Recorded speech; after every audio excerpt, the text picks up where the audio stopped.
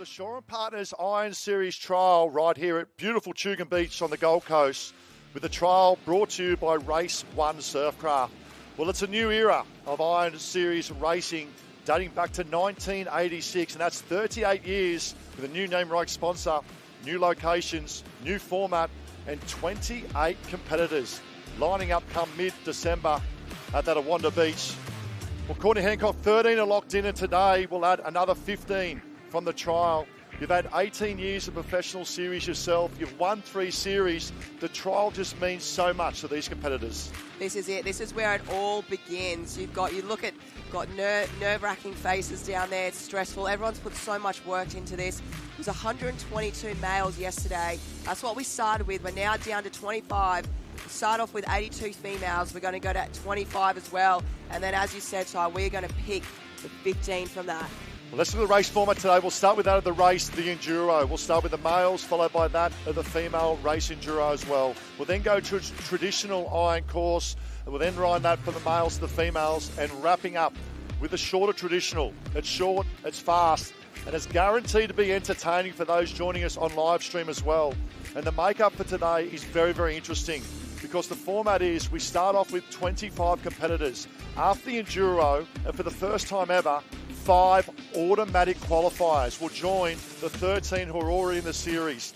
That'll leave 20 competitors to race off in the males and females for 10 spots. They'll race 2, they'll race 3, and combined points of 1, 2 and 3 will then wrap up the final 10 qualifiers to wrap our 28 for the Iron Series for 2024-25.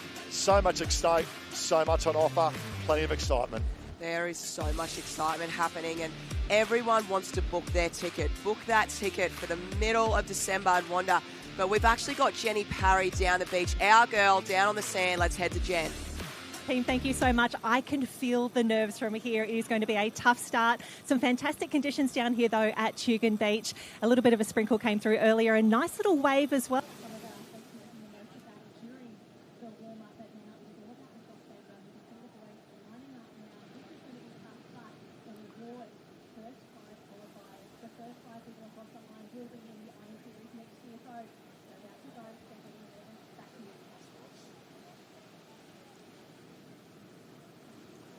Let's have a look at the start list now for race 1. It is the Enduro. We'll start with a 3-minute run. Now, this is very, very interesting. And from a 3-minute run, they'll go to a swim, ski and board. Position left to right, Odin Parrish will line up Jada Murphy, club mates. We're then going to Tannen Linden, looking to qualify for the 12th time. And what a great man he is. I won't say an old man, he's just a great man. We've got Brooks, we've got Brennan, we've got Middleton, we've got Mags. We then go to Joel Piper, Will Savage, Cooper Williams. Look out for him today. The junior, I should say the short course, cooling out a gold mid-stint. The old man of the sea, Matt Poole there. And wrapping up with TJ Hendy and Tex Dixon. This is it, 25. But the big thing here, Courts, is the top 5 will be automatic qualifiers, and we are away. Now, TJ Hendy at the back deciding to take this run leg a little bit easier. That's it, Ty. It is not only going to try and get the best points, but it is top 5 going through to that Iron Series. And as you look, you've got the Surfers Paradise boys, Matt Beattie and TJ Hendy, just taking a little bit easier look. The reason you've seen all the athletes going down to near the water's edge, it's because it's harder sand. You want that. You don't want to be up in this sand that's quite soft, because that's where you really lose all that energy and your legs are heavy in that sand. Yeah, it looks like Taj Andrews looking to dictate and lead. This is the current under-19 world board champion as well. And it's an opportunity. He knows going in the swim leg, swim is not his favourite event. You know, if there's a chink in his armour, he's done well and picked up. It's actually Sean Riley now that comes to the front. Sean Riley, outstanding day yesterday in terms of the trial. He was right at the pointy end, the top 4 or 5. He's a Torquay boy originally from down Victoria. He's made his move up a number of years ago to that of the Gold Coast. And this year, I believe, is the year of Sean Riley. Tucked in behind him is Connor Maggs. Great day yesterday. You talk about youth and enthusiasm. Connor Maggs going to this first swim leg will be very critical for Connor Maggs. I'm not surprised to see Sean Riley out the front. He did a lot of work for the Coolangatta Gold. Didn't, unfortunately, get the result he wanted, but I know he's a very, very good runner. Connor Maggs right behind. We've seen him in the series before, and he has led this run at time and time again. You also see Charlie Verco and Riley Harland up the front. You've got all the light, young whippersnappers. Now the New Zealand champ, that's Jada Murphy, now comes the 4 as well. So he's tall in stature, big in heart as well. Now, you've got to remember, it's a 3-minute run leg into that, a swim, ski, board, and they will do that twice. Riley Harlan, now I expect Riley Harlan to be right up there, and Connor Maggs in his first swim leg as well. So they're putting themselves into a very, very good position at the moment. Absolutely. Look, the heart rate on all the athletes at the moment, even though they're incredibly fit, running on soft sand gets your heart rate. It goes above and beyond, more so than running on the path. So you have a little look at the moment, and we've just seen there's Matt Poole on screen there. As you said, he's our 2017 Ironman champion back when he was trying to make his comeback there. So Pooley will really want to try and just sit in with those boys. But it's also the smart thing at the moment is to know your heart rate and how high you can get it, because after these boys finish this 3-minute run, they head into the swim, and you want to make sure you're able to recover off this run. Yeah, one thing we saw yesterday as well, course, was that the back markers didn't come through. Once the leaders broke away, it was very hard to pull back. Now it's a Newport boys. They were outstanding yesterday, and the females as well from there of a Newport. So it's Connor Maggs in 1. Charlie Verco, the Molokai champion, now makes a little bit of hydration there for Verco as well. I saw Jada Murphy, Riley Harlan, some very good swimmers. Now, this is danger signs for the back markers, because there's some serious speed in terms of swimming pace up front. And it's really hard at the moment. Not only is it soft sand, and we didn't speak about it, but it's actually high tide at the moment as well. So Tugun Beach, that's why there's not a lot of sand. But I'm not surprised to see Connor Maggs there leading most of the way. And as I said, it's just to see how hard they've taken it out, because you'll see the stroke rate, how quick their arms are going to be, and how much kicking they're going to use in their legs. Joel Piper makes a move. He took out, obviously Joel Piper is renowned for his Coolangatta Gold short course racing as well, but it's the Burley boys, the Murphy and Piper decide to go. They know the opportunity. We saw also on the right-hand side, looks like they had a great day yesterday, Max Beattie as well from Surfers Paradise. They're supporting the centenary cap of 100 years. And CJ Brennan, that is a very good sign for the Mighty Vikings of the green and white quarter cap. But out on their right-hand side, I would not be surprised that's Harlan. I think this is a very, very good move from Harlan. He's back into his strength of the swim, and he's going out all on his own. And we know that Riley Harlan, he is in form at the moment. We saw him at the World Championships a couple of months ago, and he really led that race. It just came down to that last part in the ski, but we know how good he is. He's been in the series before, so he has that experience. But the one thing I was looking at, Ty, you saw a lot of the competitors, and whether it was under fatigue or whether it was a plan of attack. You saw a couple that went to the north, a couple went to the south. Tugans sometimes have that little bit of a sweep that can be really strong from the south to north. So we'll see how that plays out in a moment. But Riley Harlan looking the goods, and he looks very comfortable. Yeah, Connor Maggs, left-hand side, Harlan now. And this is great. The youth is probably about 18 to 19 years of age, Connor Maggs. He was in the series last year. I think he would have grown a lot as an athlete last year for Connor Maggs, and puts that into his armour and his experience armour going. But it's now Connor Maggs that goes to the 4 in front. Harlan will tuck in behind as well. And great visuals here as well. Unfortunately, we can't have the drones being nice and close to the airport, restricted. But look at that from Tugun Beach. And a big shout out to the Tugun Surf Life Saving Club in hosting the trial that is brought to you by RaceOne Surfcraft. And it's Connor Maggs. And look at these visuals, phenomenal visuals. Maggs in 1, Harlan in 2. I say that's Murphy still tucked up there in 3 at the moment, still making their presence. It looks like Verco there in 4th as well.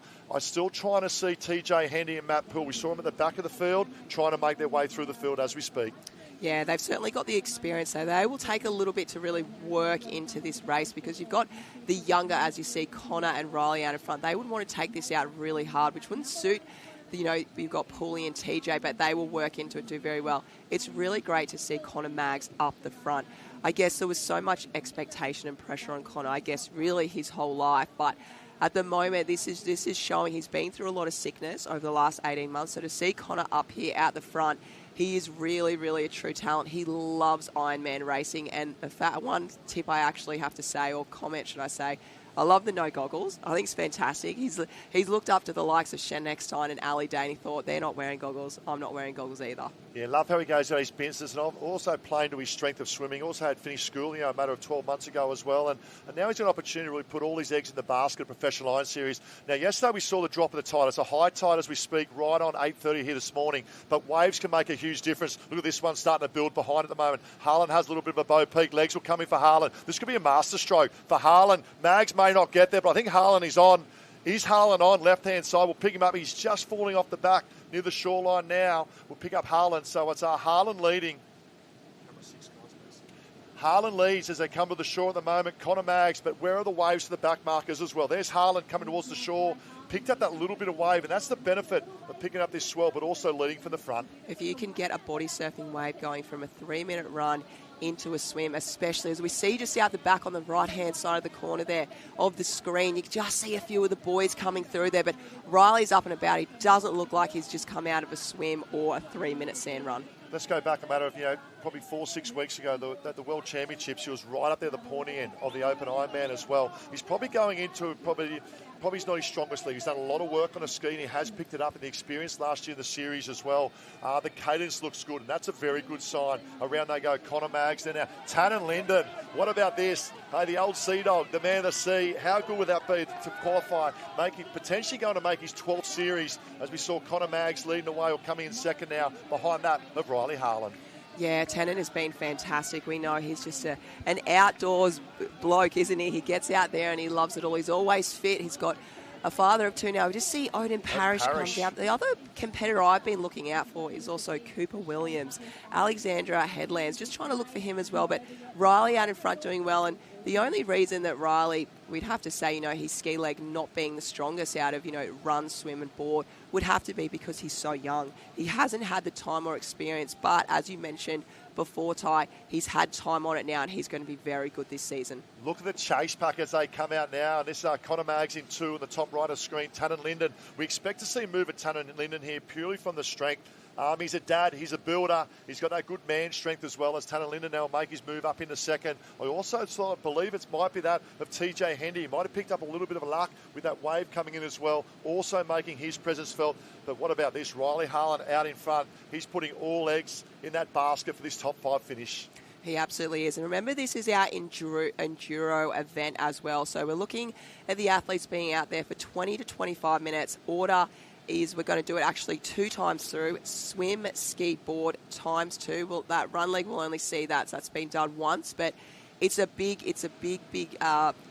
course, should I say, out there. And it's definitely the pace. They're definitely not going slow, but a little bit slower than when we'll go into the traditional and also the shorter, because it is going to be up to that 25 minutes. Yeah, that's Will Savage we saw going around. We're trying to pick up probably back. I think Matt Poole's made a good presence felt around midfield as well. So around they go now. We'll pick them up. And out in front we spoke about, that's Harlan that will lead them around. Look at the congestion. Poole is looking very, very comfortable. He was sort of back of that pack in that swim, made his way through, picked up that nice little wave as well. CJ Brennan goes through. Jaden Murphy there as well. There's Odin Parrish. Now he's picked up 2 or 3 spots as well. Then we go back to, we'll try and pick up, I know Morris is back there as well. Tex Dixon, we know how well he can paddle board. Taj Andrews, and then wrapping up at the back looks like Charlie Brooks.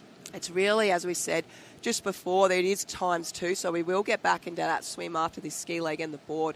But I really felt that wave coming through out the back there. I really feel like it changed. You saw Charlie Verco was up the front. He came back. As I'm just talking about waves, we just see out the back, it might be Tannen Linden back there on a wave as well. They're just kind of pivoting out. So it's all about really milking your way through. Yeah, talk about milking the wave. Love the work here in second of Will Savage. He's been a part of the series. He's a trick boy, and a big shout out to those joining us on live stream over there in WA. They do it best in the West, they tell me, and I tell you what, they've got a great surf sports program out there as well. Riley Harlan now 1. We then go to that of Will Savage. He's actually got his girlfriend on the beach, who's Maddie Levi, who's a part of the rugby sevens with the Australian team as well, cheering him on. So up we go. Riley Harlan will go around in 1. Will Savage, this is a better position for Will today than he was yesterday. But look at the up and about here of Harlan. I love the way Riley is working into this. He knows top 5 are going through to the series. So he was really treating this. He has gone flat sticks from the start. I can see why he's in front. He's really just stretching out, and he looks fantastic. You can really see by an athlete with how they're feeling when they get up off, like how much, I guess, urgency they get off their craft. And we just look around the transition. A few of the Surfers Paradise boys, Tannen Linden still there. Connor Maggs still looking really, really good. As you said, Will Savage there as well. So they're all coming down there in for the hunt. Another one, Nathan McKenzie. He's joined there of Zane Hamill up there under the guidance of SP Love Service Paradise. He's a Lennox boy originally. Byron Bay made the move, and I love how he raced yesterday. He's a wild man. I look at him, had a good chat to him, and he's out there and he loves it. He said, I'm here, I'm hurting, but I'm giving everything I've got. And he's on the big stage to potentially qualify for that of the Shaw & Partners Iron Series. It's brought to you the trial today by that of RaceOne Surfcraft. Now, this is interesting. Look at the breakaway pack, top right of screen here now, of course. We've got, obviously, we spoke about that of Harlan in one, Will Savage. Then we go back. All of a sudden, let's have a look at that. We've got 7 that have broken away for the rest of the pack. Yeah, it'll be really interesting, the mindset. You just saw a few of the competitors. They do have a fair bit, they've got about that 100, 150 metres to catch up, I guess. Are they looking now at mentally to go into looking at getting good points? Are they going to try and get that top 5? But we've actually got our girl Jen Parry down the beach. We'll head to her now. Oh, thank you so much. I'm down here with Finn Askew. Now, Finn, you're already in the series. How good is it not to have to do the trial? Oh, it's amazing. I love auto qualifying. It's very intense being down here handling for the SP crew. I would like to be racing, but I'm very glad I'm not. It's very tough out there and the athletes are amazing. So we're going to see some very good athletes make into the series this year. And your boys yesterday, just incredible. TJ Hendy, Max Beattie, 1 and 2 on the qualification. They would have had so much confidence coming into the finals today. Oh, for sure. We have an amazing group around us and we push each other all day in, day out, alongside me, Ali Day and Lucy Derbyshire, who have already auto-qualified. They're in all good company and, I have the greatest belief for them today. So, they can do it for sure. And how's the pressure? Top 5 across the line from race number 1. They're in the series. They've got to go now. Yes, top 5. That makes it pretty easy for those people that get in there. So it'll be a hard thing for people that just miss out on that to try and not get in their head and just try and stay composed for the next 2 races. So there's a lot of emotions and just a lot of angst in the air to deal with. So our athletes seem like they're dealing with it very well. So I'm looking forward to it all. A lot of angst, a lot of emotions, a lot of nerves, not only for the athletes but the handlers as well. I know you're keeping an eye on the ocean. Go and be with your athletes. Good luck today. Thanks, Jenny. Appreciate that. Yeah, big thanks, Jen, and big thanks to Finn Askew as well. What a great young man he is, and supporting that of his service club mates. They're doing very well at the moment. So we've got a 7 breakaway. TJ Hendy and Nathan McKenzie are in that, but it's all about Harlan at the moment. But look at these views. Phenomenal footage we've got here at the trial that's brought to you by RaceOne Surfcraft. And it's Riley Harlan at the moment, links up again. That's the benefit of being out in front. It absolutely is. You get to pick and choose which way you want to be. You get to get that front wave that's coming through. And as I mentioned before, it is top 5 going through. These boys want to pack up their bags. They want to watch the rest of the race. We just see, could be TJ Hendy coming through. I love that. Race yesterday, I had a great interview on the beach where Father Trev interviewed TJ and Max Beattie as well, and it was a moment. The greats of Iron Person Racing, Trevor there interviewing over his son, and he looks good. He looks recharged and refocused, TJ, for another big series, and he's banking on top 5. Waves in the back building as well. All of a sudden, we might have some back markers coming through, but it's Harlan as we now go into halfway through this event, and it's Harlan in 1. Mags in 2, TJ Hendy in 3. We then go back to trying to pick up, is that Sean Riley? I might be there 4th. And Will Savage in 5. And picking up then Nathan McKenzie in 6. So if we stop the race now, they are the top 5 automatic qualifiers for the series. This is unbelievable in the context of this race. Oh, it's unbelievable. And as I said before, the boys can pack up their stuff, go up, go back here at the beautiful Tugun Beach, go to the barbecue, get something to drink, and watch the next 2. And today is really going to be when we talk about how stressful the trial is.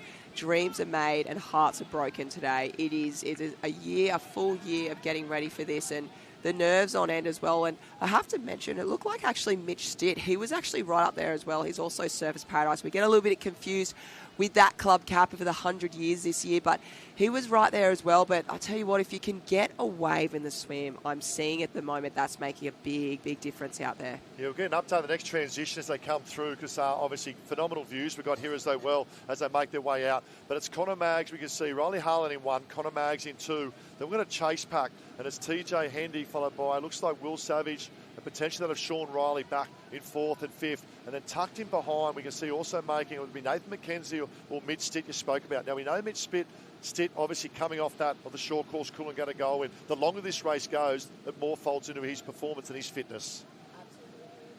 Absolutely. It's going to be really, really interesting when we see at the end of this race that top 5 who get through. And after that, the boys having to reset. I'm sure whoever gets 6th, in this first race, will just have to really reset themselves, have a recovery. Obviously, we move into the girls. So today it's going to be the Iron Man, then the Iron Women. So we're going to do that format the whole way through. But Riley Harlan, Connor Maggs, I love how Connor's not settling for second. He's like, you know what? I'm going to hunt you down, Riley, and I want to come in first. I like that as well. And it's the hunted and the hunter at the moment. And I love the work of Connor Maggs because he knows that Riley's... And he's actually building confidence because he's pulling back Harlan at the moment. And it's an opportunity. You've got to remember, it's the slowest discipline they're in at the moment. They'll then go to that of the ski. So an opportunity to extend this lead. This lead will probably go to 2. Sean Riley now comes around there as well. So this is a good move. This is where the Tanner Linden's now dropped back. We've got big move now, this second pack coming through, chasing hard on that lead pack. Casamento goes round as well. We'll try and pick up some more caps as they come round now. Looks like Max Beattie potentially going round midfield. Callum Brennan, we see, make some progress here. Odin Parrish back to Middleton there. The big question is, where's Pooley? Is Pooley? There he is now. Probably going around approximately in about probably 14th or 15th at the moment. But out in front, it's all about Harlan. It's all about Maggs. Yeah, they are really setting a strong pace at the moment. When we expected that, Riley Harlan, Connor Maggs, they've been so good for so many years. They've been the rookies in the series for the last few years, but they really want to change that and book their ticket and then, instead of being rookies, I guess, move to that next section, which they absolutely have potential. And here we talk about those swim waves. And we see... Not there. No. Not there. What I also like about this at the moment is third and fourth here at the moment. You see some doing backstraight. That's probably TJ looking for a wave. But Sean Riley in particular, this is probably not his strongest of the 3 legs. He's now going to go into the craft, which will benefit him in particular, and that of Will Savage. Wave starting to build. TJ Henry on the right-hand side. It looks like our leaders have swum across the bank, now in the shore, but they may pick up this little one on the shore to go round transition. They'll have a little bit of a bow peak. We'll go down to Jenny in a moment for an update of 3rd, 4th, 5th and 6th, but it's all about Harlan and Connor Maggs, the big mover. Yeah, Connor Maggs, he loves body surfing. I tell you what, he's one of the best body surfers out there. And just to have that little bit of a breather, it absolutely does so much for you. Of course, but we'll see if we can get to Jen. She is right down there, in there with the action. And these two from Burleigh Heads Mowbray Park, have a look at this. Sean Riley and Will Savage. What a race. And I tell you what, Will Savage, I thought he was out of this from that very first run leg. He's had an incredible swim coming through now. And then it is 2 from Surfers Paradise. Mitch Stitt, the Coolangatta Gold short course champion, coming through. And TJ Hendy wants this so much. He doesn't want to race anymore today. He wants to be back in the Shore & Partners Iron Series. TJ Hendy, go, go, go. You are currently in 6th position. And here comes the chase pack. Henry Simpson. What a race for the young gun of Alexandra Headlands, looking absolutely fantastic. Picked up a swag of medals at the World Youth Championships just a few months ago. He is now here racing and matching it with some of the best in the business here at the Shore & Partners Iron Series trials. Henry Simpson, come on, mate. We've got to get you through this first big wave. Top 5 automatically qualifying, and have a look at the chase pack. 3 big races today. The women are up next. The top 5 across the line, automatically qualifying through to the Shore & Partners Iron Series for 2025. What about this? A big move for Connor Maggs. Now, to me, of course, I think the top 4 look very, very comfortable. So we take that of Connor Maggs and also that of Harlan. Tucked in behind them, Will Savage having to snuck out with Sean Riley as well. To me, they look good and look comfortable. Now, remember, there is so much at stake here. The top 5 automatic qualify to the series. They pack up. Feet go up, relaxing, and watch the next 2 rounds. Look at this in terms of the number crunch at the back here, because every position is critical. Every position counts. Even if you're out of that top 5, it doesn't matter. We've still got 2 more races to go, and we are still looking for the next 10 best in to book their spot. But let's just take a moment, Ty. You were here yesterday. They have done not only this course they're doing right now, they have done the Enduro yesterday, they've done the traditional and the shorter. They've been racing all day. So these athletes, that shows how fit they are. This is the second day of racing, and I tell you what, they look like they're not slowing down. I'll be honest, it's brutal. And the athletes and the coaches would not have it any other way, because to make the Shore & Partners Iron Series is something so special. It is the professional series. We're going back 38 years of history here as well. This is the chase pack. So in 5th at the moment is Mitch Stint. He will qualify through. In 6th as well is TJ Hendy. Even though if he doesn't get there to that 5th spot, he's banking some very good points. 20 points he'll bank from this race. So watch that closely. Big mover we saw in the pack going around there was Cooper Williams. That is good for Cooper Williams. He he's a confidence player. He picks up some good results here. Look out for race 2 and 3. But at the moment, it's all up in front at the moment. We've got our 5, potentially 6 that have broken away. Connor Maggs, Harlan, the Burley boys, Mitch Stint, and that. Oh, look at the wave coming as well. And TJ Hendy. Oh, beautiful. Look at this. And it gives Connor Maggs that opportunity. Again, look, he's just really relaxed. You look at the look on his face, his body. He's looking really good. He can have a breather. We're up to the ski 2 times through. We have only got the board to go now. I'll tell you what, yesterday, race 1, Connor Maggs was exactly the same. And on the beach commentary, I spoke about the 3 C's. Connor Maggs, he looks comfortable and he looks confident.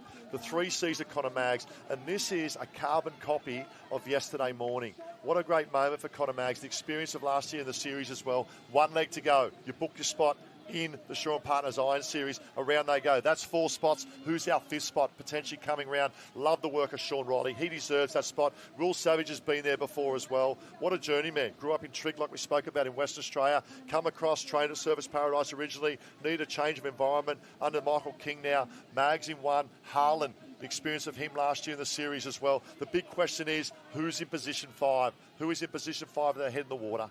Well, to me at the moment, what's really standing out is who's done the Coolangatta Gold. Connor Maggs did the Coolangatta Gold. We saw Sean Riley was in there. We saw TJ Hendy's been around there. He did the Coolangatta Gold also. So with this first Enduro, they would be really, their bodies would know this feeling. They would know it. We saw Riley Harland. He also was a part of the short course. Coolangatta Gold as well. And so we've just seen, I think we've now got our top 5. Mitch Stint in 5th. Coolangatta Gold.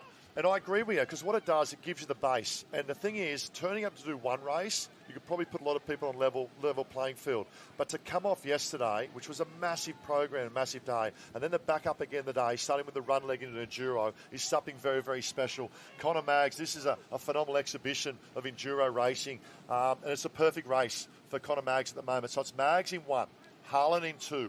Then go back to the club mates of Will Savage and that of Sean Riley in that of 3 and 4. Stay where you are. They book their spots. We are only about 1 minute away from securing there. This is the biggest day in the life of Sean Riley, happening to him right now. And then tucked in behind also that of Mitch Stint, who's in position 5. There are a little bit of waves. There's a little bit of swell. Big difference to make up in terms of distance. Can they do it? And there's one thing they really can't do at the moment. They can't hold on to that spot. They can't be, Mitch can't be turning around going, oh my God, I'm in 5th. This is, my dream's coming true right now. They've got to stay in the moment. As you said, Ty, there's some waves. We just see their 2nd position there. We've got Riley Harland. He had a little look behind, didn't he, over his shoulder, getting a little bit nervous, but he's got to stay in that moment. I always say, don't look, just pin the ears and go, son. And there he goes. Look at the rating now of Harlan. So that's the distance now back. So there we go. That's our 2nd, 3rd and 4th. Then we go back to mid-stick coming around now. That's your 5. That's your top 5 automatic qualifier. TJ Hendy, look at the chase pack, chasing TJ. He needs to hold that 6th position, because that 6th position will book him 20 points to carry over to race 2 and race 3, which once again is going to be critical for the top 10 at the end of the day, coming out of 20 to go through. Absolutely. That means he gets top points for that, as you said, those next 2 races. I tell you what, the Ironman coming in right now, you've got your Will Savage, you've got your Sean Riley, you've got your Riley Harlan, all trying to chase Connor Maggs out in front. They really have to go. I've just seen Riley Harlan Sean Riley, he has put the accelerator on. They have to keep on going, because we know what Shugan's like. Waves can hit from the north-south, but Connor Maggs, congratulations. You are about to book your ticket. Again, in the professional series of the Shaw and Partners Iron Series, Connor Maggs, what an exhibition of iron person racing. He was there last year, and he didn't have the year he wanted, by no means. He went through, took out 7 Australian titles a matter of 2 years ago, the most number of individual titles, and a couple of teams there as well. 2nd and 3rd, look at him. As we spoke about, Connor, comfortable and confident as he'll come round and book his spot for the Shaw and Partners Iron Series for 2024-25. Top 5 qualifies the Enduro. Congratulations, Newport, Connor Maggs. Let's look at 2nd, 3rd, 4th and 5th now. Sean Riley, Harlan comes round. Will Savage will come round. Congratulations to that of Northcliffe Harlan, and also that of Burley from Savage. For Sean Riley, what a moment for the boy originally from Torquay. Packed up his bags, come up, and I tell you what, he had a chink in his armour. His swim was not there. He's put the work in, and what a moment. And Mitch Stint, another magical moment for not only that of Surface Paradise, celebrating 100 years of the Centenary Cup.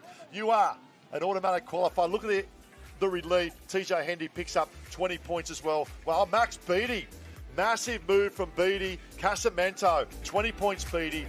Casamento 19, TJ there, and there's the young boy I spoke about, Simpson, Henry Simpson. Look out for this young man today. Oh, I tell you what, it's a lot of relief coming there at the moment. But as you said, there's Tanner Linden. We saw him at the front there. He's, right at the very stuff, but he's still got those good points. So you've got your top 5. They're living out their dream right now. The rest of them, they've still got work to do. Nick Middleton comes around now. All right, look out for him throughout the day as well. CJ Brennan. Banking still some good points. Now, we've got to remember, look at the next 10. Jada Murphy, there's Pooley. So probably around, we're probably looking at the moment, probably 13th or 14th. And you look at that 15 is the magic number. Pooley's potentially still there. Joel Piper in the mix there as well. Odin Parrish, probably expect a little bit more. You can see the frustration of Parrish on his face there as well. Now Tex Dixon as well coming through. Wow, what about that? It's race 1 of the males. 5 the magic number. And Connor Maggs has delivered. Wow, what a fantastic feeling for those top 5 boys. They are now, when they can come up and now get their photo taken in their new togs, and we will see them in that Iron Series, Shaw & Partners Iron Series at Wanda in the middle of December. Not too far away, and then we've got the rest of the boys. As we just see Mitch Morris there, it is all about recovery, getting most ready. Definitely 2 more races to go. We'll shorten up now for that. The Enduro is approximately 30 minutes to that of a traditional course coming up, a short as well. I might just see if Jen Parry can get down there and have a chat. We've got Jen Parry now down the beach with Connor Maggs. Connor Maggs. Connor, how good is it to know that you've done 1 race on Sunday and you are through to the Shaw & Partners Iron Series? You are done for the day. Oh, it feels pretty good. I mean, it was still a really tough race. A couple of boys took it out really fast in the run, and I know I'm a good runner in summer, so I just try to position myself at the front, and yeah, it feels so good to just do 1 race. I've done it hard the past 2 years and got a wild card in, so it feels pretty good to be the first one qualified.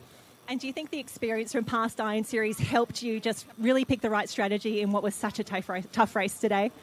Yeah, I would say a lot of experience. I've done 2 years in it and I'm not even open yet, and even this year I'm not open. So, the experience racing those big boys for the past couple of years, and coming in this we did a lot of run into double traditionals. So, just a lot of experience, a lot of practice, and I know it's cliche, but practice makes perfect. So. And a wonderful team around you before. We're loving seeing so many of your Newport club mates here today, not just in the men, but the women as well are so strong. It's going to be a massive season. Yeah, it is going to be a massive season, not just training at the beach, but the guys back at Manly Swimming Squad. We've had a little change to the swim squad and got a couple of really fast pool swimmers, so I'm trying to nick at their toes. But, all the coaching staff at Newport, Manly, my gym coach and my run coach, and, just once you find a bunch of people like that, it just it makes my life easy. It's pretty magical, isn't it? Well, we're going to get a big wave down the camera now because you are through to the Shaw & Partners Iron Series. We're going to go get some headshots. We're going to do some media. Connor, you are through. Congratulations on a fantastic start. Sweet. Thank you, guys. Yeah, huge congratulations. And Jen, if you get a chance, can you get a chance to have a chat with Sean Riley as well? I know as a young boy growing up in Victoria, he's making the move. I know his dad's on the beach with him as well. And this will be a special moment for the young boy from Torquay originally, now there at Burleigh.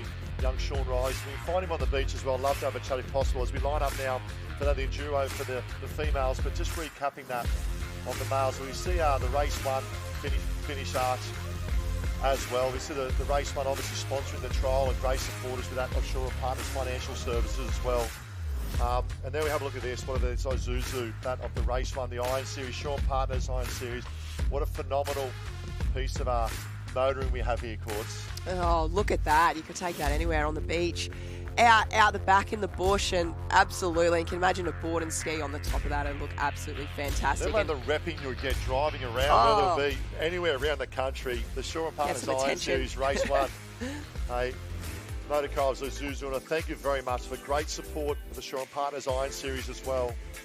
Now, of course, you've been here before, 18 years of race, the professional series. You've won 3 of the Iron Series. When we go back, what are we going through the minds of the ladies now lining up in this? We've got 4 under-17 competitors lining up as well. We'll talk about them a little bit later on. There's 2 on screen there at the moment, Vivian Pania and Bianca Raywood. What will be going through the mind of these athletes as they prepare to go in the Enduro? Oh, I remember being that age. I remember just lining up and being like, here we go, just put it all out there. And it's so nerve-wracking because you don't know what's ahead of you, and the unknown is always a nerve-wracking thing. As we just take a little replay, the Iron women are on the line. They've seen the Iron Man. They've seen Connor, Riley, Will, Sean and Mitch Stitt get that vibe. They all want to be in there. We've seen Max Beattie. He does still get top points, getting that 6th position, but it's a nerve-wracking feeling, and also it's exhausting out there. It's hot. They're tired. And we just look at, we're just tired. You want us to run through. Yeah, well, 15th will be Jada Murphy. So remember, we're taking the next 10. So at the end of the day, it'll be the top 15. Pooley would be one short at the moment. We're going to follow his journey. 35 years of age, obviously coming out of retirement to come back. He won the series in 2017. You know, he's a dad of two great kids, or one and one on the way to speak. Will Savage, we can see the highlights reel coming around. He'll be very happy with that. I think if the day went longer, Will Savage, I don't know if he had the tank there to get him there in that top 15. So the females are now starting to line up. Kai Harlan led early, controlled the race as well to Connor Maggs, but this is it. The big stage is set. We have 25 of the fittest and fastest surf sports trialists lining up here.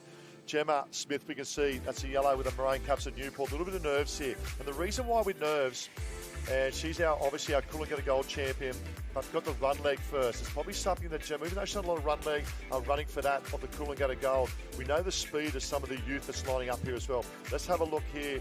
That's the male start list coming up. We'll pull up that of the female start list in a moment. But such an exciting in terms of youth and age here as well. We've got Piper Harrison. The Newport yesterday really dominated in the girls. From that of Piper Harrison, Annalise Kibble was in phenomenal form. Pippi DePania, Gemma Smith, they are fit and they are ready to go. Olivia Clues as well. There's Piper Harrison, obviously the short course Coolangatta Gold champion. Had one of the best interviews on the beach yesterday. One of the best smiles as well. This is it. The stage is set. It's the Enduro. 5 is the magic number. Automatic qualifying going through. Run leg first into the Enduro. Once the gun goes, as we've just seen, the girls are often racing. The nerves, they just relax a little bit. Heart rate goes up, as you said. We just see, it looks like Pippi DePena. I'm not surprised that Gemma is out in front. She is an incredible runner. She just makes it look so easy, winning the Coolangatta Gold. We know she's got the fitness and she'd be really wanting to get in that top 5. Yeah, Pippi DePania, she's under 17. We've got 4 under 17s. One thing with Pippi DePania as well, she's obviously first club, I think it was Manly Lifesaving Club, went to North Curl. Now surround herself here at Newport. But she's coming from a very strong cross-country running background.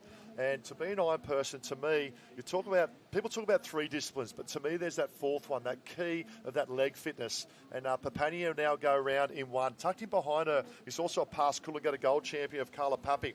She's had a lease of life. She's an exercise physiologist, does Pilates class upstairs in the club on a Thursday night at Burleigh as well. And just coming, she looks so composed this year with her training and her focus, and raced that way yesterday as well. Tucked in behind her is Piper Harrison, once again from a running background. So all of a sudden, we've got 2 cross-country runners. We've got 2 Coolangatta Gold champions in 3rd and 4th at the moment. The stage is set for a phenomenal race. It certainly is, and I just love how Pippi DePena's out in front. She's thinking, I don't care if I'm younger. I'm just going to get out there, stretch the pace out. Mate, when you go the pace really hard with a 3-minute run, you can really hurt some people, really drive them into the ground. So I love how she's using her fresh young legs out in front. As you said, Carla Packpack, she's such a good runner. We also have Piper Harrison as well come through. Dom Stitz in there, Gemma Smith. We see Lily Finardi, we see Bella Williams. We've got all the girls now. We see the pack in just behind. I love this move from Pippi DePania. And the reason why I love this move is because she's going, as an under 17, their iron is swim and board. Now, she's going to go into a swim after this, which to me, pound for pound, she's one of the better swimmers in this field as well. And the other thing is that Pippi DePania has clean water. Going into the swim will get clean water. A little bit of luck will pick up a swell. But then she's going into a ski, which is probably, not her strongest leg, but she's going to have nice clean water in that ski as well. So she's setting up this race, in particular for their young under 17-year-old, very, very well. You make a great point, because when you come out of a run, it doesn't matter how fit you are, your breathing's going to be a little bit heavier, a little bit quicker than when you're jumping into the swim fresh. So, as you said, Pippi, Piper, Carla, they're all going to have a little bit of time to take those big breaths in. We see that big pack in the middle there. They are going to be fighting for position, doing this and that, and the heart rate and the breathing's going to go up a lot more. So girls out in front, setting themselves up well, and yeah, they're looking perfection at the moment. Oh, this is good. What about this at Tugun? The views we have as well from the team, and it's Pippi DePania, Piper Harrison, and that of Carla Papap. Gemma Smith is doing very, very well. Now, going into the swim, she needs to hang in there. She probably hasn't done the swim work as much as some of the other girls, but we know the ski in particular, the best ski paddler in the field is Gemma Smith. Around they go. Pippi DePania, there's three. Look at the chase pack. Dom Stitt there as well. She's just, what about that for confidence? Her brother representing Surface has just made the series. How would you feel as a younger sister? Oh, she'd be inspired. She'd be so pumped as well. So to see Bianca Raywood as well, we know that family can run, so she won't be too far behind. And have to say a little shout out to Michael King out there. The amount of Burley competitors, I think you gave me the stats before, you've got 15, them there. 15 out of 50 lining up. That's incredible. From that of Burley. We've got 9 from Northcliffe, 8 from Newport, 6 from Alex, 4 from Surface, 2 from Kurrawa and 1 from a number of the other clubs as well. Look out for the big move here of Lily O'Sullivan. You talk about Burley and might not be there in the run leg, but yesterday was one of the informed swimmers, but also consistent. Piper Harrison has now decided to go. I love this move from Piper Harrison. Carla Pappy decided to jump in behind that and try and hang on the feet of Piper Harrison. Now we have a look, even though we are watching the trials right now, we have Gemma Smith, Coolangatta Gold champion, just a couple of months ago, should I say a month ago, only a month ago, if that. Then we also have Piper Harrison, who won the short course in the Open Women's as well. So we've got 2 Coolangatta Gold champions fresh a couple of weeks ago out here up the front, looking to hopefully take their spot in that top 5. But I just think that's phenomenal that we've got them doing the trial. And we spoke to this earlier. The ability to break away early is very, very hard to catch. Now, Jen Parry, might just throw down to Jen for a bit of an update on how they look as they come around the transition zone. Are you down there with us, Jen? Oh, I am not going anywhere. Everyone down on the beach is loving having the live stream to refer to as well. But Pippi DePania, gee, she looked good out in front, working to her strengths. Remembering that she's actually a nationally ranked junior steeplechase competitor as well. So loving that the girls have been doing so much work. Keep your eye on clubmate Gemma Smith, though. The Coolangatta Gold champ is in the mix, as is Carla Papik, who's won that big race before. So the girls full of confidence. We'd love to see a Newport double as well after Connor Maggs took out that great win early in the men. But a lot of nerves down here on the beach, but a lot to play for. Yeah, love the move now. Talk about youth and enthusiasm. Bianca Raywood is now, and obviously she's got her older sister Jasmine Raywood in the series as well. But the Mooloolaba Cup, now this is a great story. Trains under the guidance. It was a part of the Iron Series for many, many years. He's won a Coolangatta Gold as well, Reece Drury and Maddie Dunn. So Dominique Stitt is making a great move up on the inside. This is really playing to her strength as well for the Mooloolaba Cup. That's the maroon and white we can see. Bianca Raywood we spoke about as well. So we've got potentially 2 Burley, 2 Newport and 1 Mooloolaba in that lead pack. And I'd look out for, you've got Lily O'Sullivan. We've seen her. She won the World Championships. Phenomenal swimmer. Gemma Smith-Welsh as well. Katie Reese. So there are a couple of swimmers that we didn't see up the front in that run, but definitely look out for them trying to make their move up. But Piper Harrison, I think he's fantastic. You had Trent Herring there from Newport. Got her to do the Coolangatta Gold, the short course. Obviously, her main focus would have been getting into this series, but I love the work she's done, incredibly fit, and I tell you what, she's setting the pace really well at the moment. Yeah, obviously knowing what's at stake, a top 5 finish, automatic qualifier for the Shaw and Partners Iron Series as well. Looking out for those that shone very brightly yesterday. Lily O'Sullivan, Annalise Kibble in particular. Hannah Scully finished 4th overall yesterday as well. Lily Fanardi was back and up and about for the Northcliffe Cup as well. So they were our top 5 or 6 from yesterday. Now at the moment, we've only got 1 or 2 in this Enduro format. And you can see the girls starting to sort of spread out north and south at the moment. The tide will start to drop in approximately 15 minutes to 30 minutes time. More waves will become prevalent, but at the moment, as Piper Harrison out in front, looks like Pippi DePania making her presence felt as well, but I love the work of Dom Stitt. Yeah, she's come through the goods, hasn't she? She jumped in there about that kind of 5th, 6th position, and again, that didn't really worry her. She wanted to get herself right up the front there, and we're only into this start of this Enduro. They're exactly the same course as the men, 2 times through, looking for that top 5, and not only do they get through, but they get the chance of winning that Isuzu car. 1 for the males, 1 for the females. Get a load of cash as well, and it's here we go. We are Pippi looking back to... That's Pippi DePania on the left-hand side. Now, you've got to remember, she'll go to the ski leg. If she gets clean water, I think this is a big advantage. Also, the option to pick up some waves as well. Not many waves on offer, but Penny now is joined by Dom Stitt. This is a master stroke from Dom Stitt, a massive swim leg from the girl from Mooloolaba. Swell building at the back, potentially back markers coming through, a little bit of a double up as well. Probably favour those across that bank, now in the gutter to the shoreline. Papania props, stands, opportunity just to reset. That's a sign of a little bit of fatigue, probably carried over from yesterday as well. but also a good opportunity to reset a jump on this ski. Let's have a look. This is a big leg in the context for Pippi DePania coming up, Dom Stitwell, Bianca Raywood. What about this? 2 under-17s in the top 3 at the moment. Wow, I tell you what, the Raywood family, we'll just run through them. We've got Raywood, we've got DePania, sorry, was out in front there. We've got Harrison as well, but the family of the Raywoods, you've already got Jasmine, she's already in, and you've got her sister, Elka, at the moment, racing the Gold Coast City Tiles just down the road, and she's out in front. Carla Pack still hanging in there as well. Great ski paddle, so look out for her. Yeah, Bianca Raywood's done a lot of ski paddling. She jumps on the ski with Dad and trains over at the Varsity Lake there as well. Can paddle a ski very well, especially in terms of the kayak. Out they go now. Dom Stitt in 1. Bianca Raywood has now moved up into 2 and gets a little bit of a dream run. Oh, this is massive in the context. There's Dom Stitt in 1, Bianca Raywood in 2. Carla Papak now makes her presence felt. You mentioned this earlier, they had a 1-2 punch for the Burley in that top 5 that went round, and now the girls are repeating that as well. Held up a little bit, Pippi DePania, and we spoke about that, the danger of getting on the craft, of the least favoured craft to get up and move, because look at the chase back behind her. I think at the moment with the girls, you've got so many young girls. As you said before, Ty, we've got 4 under-17s. We go under-17s. There's 16-year-olds out there, so if they can get through this ski nice and cleanly, they are going to do very, very well. Because that's the one where you feel a little bit nerve-wracking when you're a 16-year-old. I did actually see Lily O'Sullivan making her move on the southern end. Watch out for her. She is a world champion. Guess who's next to her? Right next to Lily O'Sullivan was that of Hannah Scully making her presence felt. We've got Jen down the beach for an update. Yes, I am here, just coming back in. What an incredible race we have.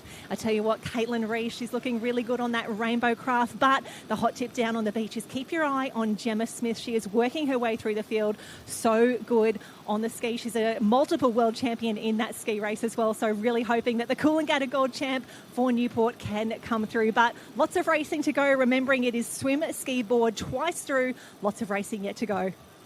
Yeah, plenty of action. As we said, the girls go round now and seeing themselves up. So we're looking at potentially not even halfway through the Enduro at the moment. So Mooloolaba, Dom Stitt will go round, as we spoke about there in 1, right next to her, Bianca Raywood. She's a confidence player as well, Raywood, and you can see she's not losing anything at the moment on that RaceOne ski as she turns around that last can to bring it home, which is great for an under-17 competitor. Up and about. We know that the back markers will close a little bit on our leaders. Piper Harrison there in 3rd. Carla Papak looking very strong as she goes around as well. Pippi DePania has now dropped back to, I believe, potentially 5th last in terms of the field at the moment. However, we need to go back through this of swim, ski and board again with another board leg to come up in a moment. Absolutely. Bianca Raywood, I tell you what, she looks like she's only young, but she's going on that ski so well. She might be trying to keep up with her sister Jasmine out there, and it's definitely been doing so well for her. Dom Stitt, as you said, trained on the sunny coast, Mooloolaba. Reese Jury, she's probably one of the only open competitors as well, so she's been doing fantastic. The work that Reese has been doing with her, she's just going stride for stride, having her brother through. Wouldn't that make you feel so good going into your race? Wow, look at the chase back. The other thing too with Dom Stitt, Abby Talano has actually come across and joined Mooloolaba this year as well, which is great because it gives you a training partner. And Abby had a win in one of the rounds yesterday, didn't qualify for today, but spoke about the advantage of training with Dom Stitt as well. So around we go. Look at this. Piper Harrison will go around along with Piper as well. We can see, look at the leg fitness of Piper Harrison. Just looks comfortable, doesn't she? And looks fit. Bianca Raywood, this is the place she wants to be. She's a confidence player as well. 1, 2, 3 go round. Carla Papak there in 4th as well. The big question, who is in position 5? Remember, the magic number at the end of this endurance of the top 5 will be an automatic qualifier for the Shaw & Partners Iron Series. What a moment, what a stage for these ladies. Well, when you're in the top 5 at the moment, you want to keep pushing up the hill. We might see Grace Otto. That's Grace Otto come through. She wow. has done, and she's been in the series before, so she knows how to race. If I was the top 5 girls, Annalise Kibble, I'm not surprised to see her there. She's done a lot of work on her swimming, and she's so powerful in the craft as well, and you don't want to be in a sprint finish with her. But if I was in that top 5 up the front, I would be wanting to stretch out this lead so far that when you get to that last board, no one can get a wave on you. You are in. So for these girls out in front, keep stretching. You're almost breaking the hearts of the girls behind you. And the girls behind, obviously, keeping those girls, which they are at the moment, with Annalise Kibble being one of those Iron Women pulling that distance back at the moment. Really interesting, because the context of this race is we've got some big movers from the back now starting to drag that second pack up. I think I saw Zoe Woods in the mix there as well. You spoke about Annalise Kibble. She has been in standout form throughout the last couple of weeks. She will progress. Lily O'Sullivan making her presence felt as well. This is great. You also mentioned about Grace Otto. If we go back 4 years ago, she won the inaugural Next Gen to qualify through. It's a great initiative by Wayne Drury and the surf sports team of Surf Life Saving to introduce this. We'll see that in the final round at North Burleigh as well. And now she has opportunity to get back in the series through qualifying at the moment of Grace Otto. What have we got? 4 broken away at the moment. We've got 2 Burleigh of Papak and that of Raywood. And then we go that in terms of Stitt and Piper Harrison looking. This is the danger. The big move now coming up on the inside. Annalise Kibble. She's up, she's about, and she's flying. And the one thing happening in the moment, a little bit different to the men's, the girls are actually a little bit bunched together. So that actually gives the opportunity for Annalise Kibble. She's out there in front with the second pack to actually wind her way through there. So you just see Gemma Smith just getting caught up on the can there. Lily O'Sullivan now getting trapped there as well. So few of the girls really, really losing a little bit of distance there. But as we see, Dom Stitt out in front. At the moment, for me, I'm loving the way she's turning the cans. She turned the can in the swim, went for it. She's done it in the board. She did it in the skis, should I say, as well. And she's really working those runners really well. So for Dom Stitt, for me at the moment, she's playing it really smart and coming home on that backhand. Now we're coming up to halfway through the Enduro, and big move from the Alex girls as well. So Grace Harris, what a great story. Another Torquay girl from down in Victoria. She won the historical Jim War Iron back in January earlier this year as well. Oh, Papak pulling over the top of one now to come and join Stitt. Along with that, as well as Piper Harrison. This is massive. A little double up for the girls, probably ride the back of this wave. And tucked in behind, Grace Otto now has made her presence felt, passing Raywood, as we see now also back there. Looks like Kibble now coming up to join Raywood as well, and the Alex girls behind. This race is on. And all of a sudden you go from 3, 5, 6. It's all coming together. And Carla Packback, I think this is the best I've ever seen her race in short course racing. She's moved from Noosa. She's now joined Michael King and Burleigh, and it's really, really working for her. This is definitely the best form I've seen her. And also for these girls, thinking ahead, they've obviously got to book their ticket first. But they're really going to be gaining a lot of fitness and race practice moving into the series. But let's go down to our girl, Jen. I see you down there with us, Jenny Parry, for an update in transition. Yep, I am down here and we can see that top 3 is looking good, but Grace Otto coming through. Now, she's been in the Iron Series before. She's been a next-gen qualifier. She would love to finish off her Sunday in this first race, but as we can see here, the hot tip, Alexandra Headlands, they've got 3 in about the top 8 at the moment. We'd love to see some of our junior superstars who did so well at that World Championships come through now. We can see Mia, Zoe and Grace from Alexandra Headlands. Keep an eye on them. Yeah, Lily O'Sullivan just went in at a midfield as well, so obviously was number 1 ranked from yesterday coming in. She's the World Swim and Board champion as well. Oh, so impressed with Dominique Stitt. This is a great performance. This is probably the biggest race of her career to date at the moment. She's still leading the pack. Piper Harrison racing very, very smart. Just jumps in behind Dot, knowing there's 2 more legs to go after this, conserving a little bit, and the move as we spoke about. You spoke about Carla Papak, and the reason she's relaxed. She's settled in life. She's got a career behind her. She's settled in the training. She's made the move. She's got the boyfriend. All things are happening. Life is happy. And when life is happy, racing's happy and training's happy as well. Absolutely. Happy athletes make the best athletes. They sure do. We've seen it time and time again. Be really interesting. Dom Stitt, should I say, she's out in front and she is not slowing down because she knows what's behind her. But it'll be really, really interesting the pace you've got, from 4th to 5th, the girls back there, because you've got the likes of your Lily O'Sullivan there who will be really wanting to push that pace up. So Grace Otto, she's just in a little bit of her own area at the moment. And we've got Dom Stitt again out in front, happy not to rest behind the girls, happy to do all the work. And she's really going to the strength of the swim. And it's a little bit of catch me if you can, because she's the hunted at the moment, Dominique Stitt. And a phenomenal performance. I know Reece Drury would have said, listen, we go. You back yourself. Confidence is a wonderful thing. Back yourself and go. And at the moment, but they're not that far away. We go back to the chase pack, and we saw Bianca Raywood now starting to drag that second pack up with Grace Harris. I think we had in there as well Zoe Woods, another phenomenal swimmer. Then we go back to this pack here, and that looks like we've got Bella Williams in there. Lily O'Sullivan going round now. So that's about midfield for Lily O at the moment. But Don Stippy won, Carla Papak, and then we go back. We just pick him up coming around the cans at the moment. Annalise Kibble now coming up in about 7th as well. Yeah, absolutely. And it's all about what the girls have done before this. Look, we just see we're going around this 2 times through, as Jenny mentioned before, the swim, and then we go into the ski and another board. So the girls have still got a lot of work to do. But we look at going into this week, you know, there's been a bit of sickness going around. There's a lot that's been happening. So for these girls, it's about trying to get through. Some will be feeling really good. Some are still recovering from the Coolangatta Gold as well. So there's a lot of stories that are going out there. So it's just really interesting. Every athlete has to try and get themselves for this one weekend of the year. Can I say one other thing? The luck of the ocean. And look at this right now, building. For those on live stream with us, all of a sudden, we've had a wave that's broken behind that lead pack with no one on it. Hardest thing to do in surf life, having to pick up a broken wave. However, Carla Papak had a nice little ramp. And what about this? You would actually pay money to get something like this to make the series. You would be bribing the surf gods out there. But Carla Packback, the goggles are off. She's taking her cap off because she now moves into craft, so she can let her long hair out and go from there. We know how great of a runner Carla is, and she's going to move into her favourite leg, which is the surf ski. So she'll be feeling good. She's just shaking the hands out there. Dom Stitt still got his head down, should I say, and looks very, very focused. 2 legs to go, and going to one of the favourite legs as well. She grew up in a Cronulla girl, obviously made the move to Noosa, the guidance of Darren Mercer. We talk about Iron Series champions, then obviously down the Kingdom. But might go to Jen Parry as they come around with 2 legs to go. Jen, what's the update? Tack this ski, you've got to go, go, go. Oh, and I tell you what, Zoe Woods, what a paddle. Or I should say, what a swim. She needs a big paddle now to really push through. But this is the shades that we wanted to see of Carla Papak. We know how good she is. We know she's won the Coolangatta Gold. She was a little bit off her race pace last year, but seeing her back, this change of club, absolutely paying off. She looks incredible, and she looks strong and confident out in front.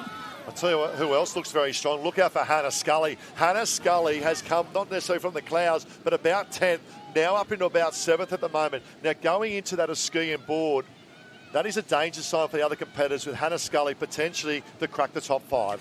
Yeah, you just saw her make that move, and she does that really quick, because the hardest thing for a female is getting those big skis in the water, especially under fatigue. She threw it in the water, popped it on, and she is off and away. She has been World Australian numerous times as she won those relays, having that board leg last. So look out for her. But Carla Papak leading the way. She's got an Indian file, so this top 5, it may come down to a sprint finish. This is really good. Carla Papak, as they stand at the moment, Papak will go in the Iron Series, Dom Stitt will go in there, Piper Harris will go in there, Zoe Woods and I believe Grace Harris will wrap up the 5. Then tucked in behind them is Grace Otto. Then we go back to Annalise Kibble, and tucked in behind her is Hannah Scully, and Charlotte Cross is also making a huge move on the ski. I love the rating and cadence. That's a sign that you're still feeling well. The hands are up, the blades are up, but the rating in terms of paddling, this is a very good sign for Carla Papak. Definitely, you're spot on there, Ty. If you have a look at the rating, if you're a coach sitting down on the beach, like, okay, you can tell how your athlete's feeling at the moment. For Carla Papak, she's looking good. She's not going to look behind because she knows what's happening. When you have the likes of your Annalise Kibble, your Hannah Scully, they're out of the top 5, so they're going to be trying to push into that top 5. So you just see that pace really work. Yeah, Scully just goes round now. She's the big danger for my liking to finish in the top 5, and I love this. She loves the big stage. She's been a part of the series for many, many years. She's been in, she's been out, she's been injured. She's had resilience come back as well. A great story of that of Hannah Scully. She's a PE teacher, just like Gemma Smith as well, but it's all Carla Papak at the moment, looking to work this boat, work the ocean and get back to shore. Dom Stitt, still there. And you just have a look at the ocean at the moment. There's so much up for grabs. They're only little. Out the back, I call it through. Out the back courts at the moment. This could be Hannah Scully's dream delight of an armchair ride back to the beach.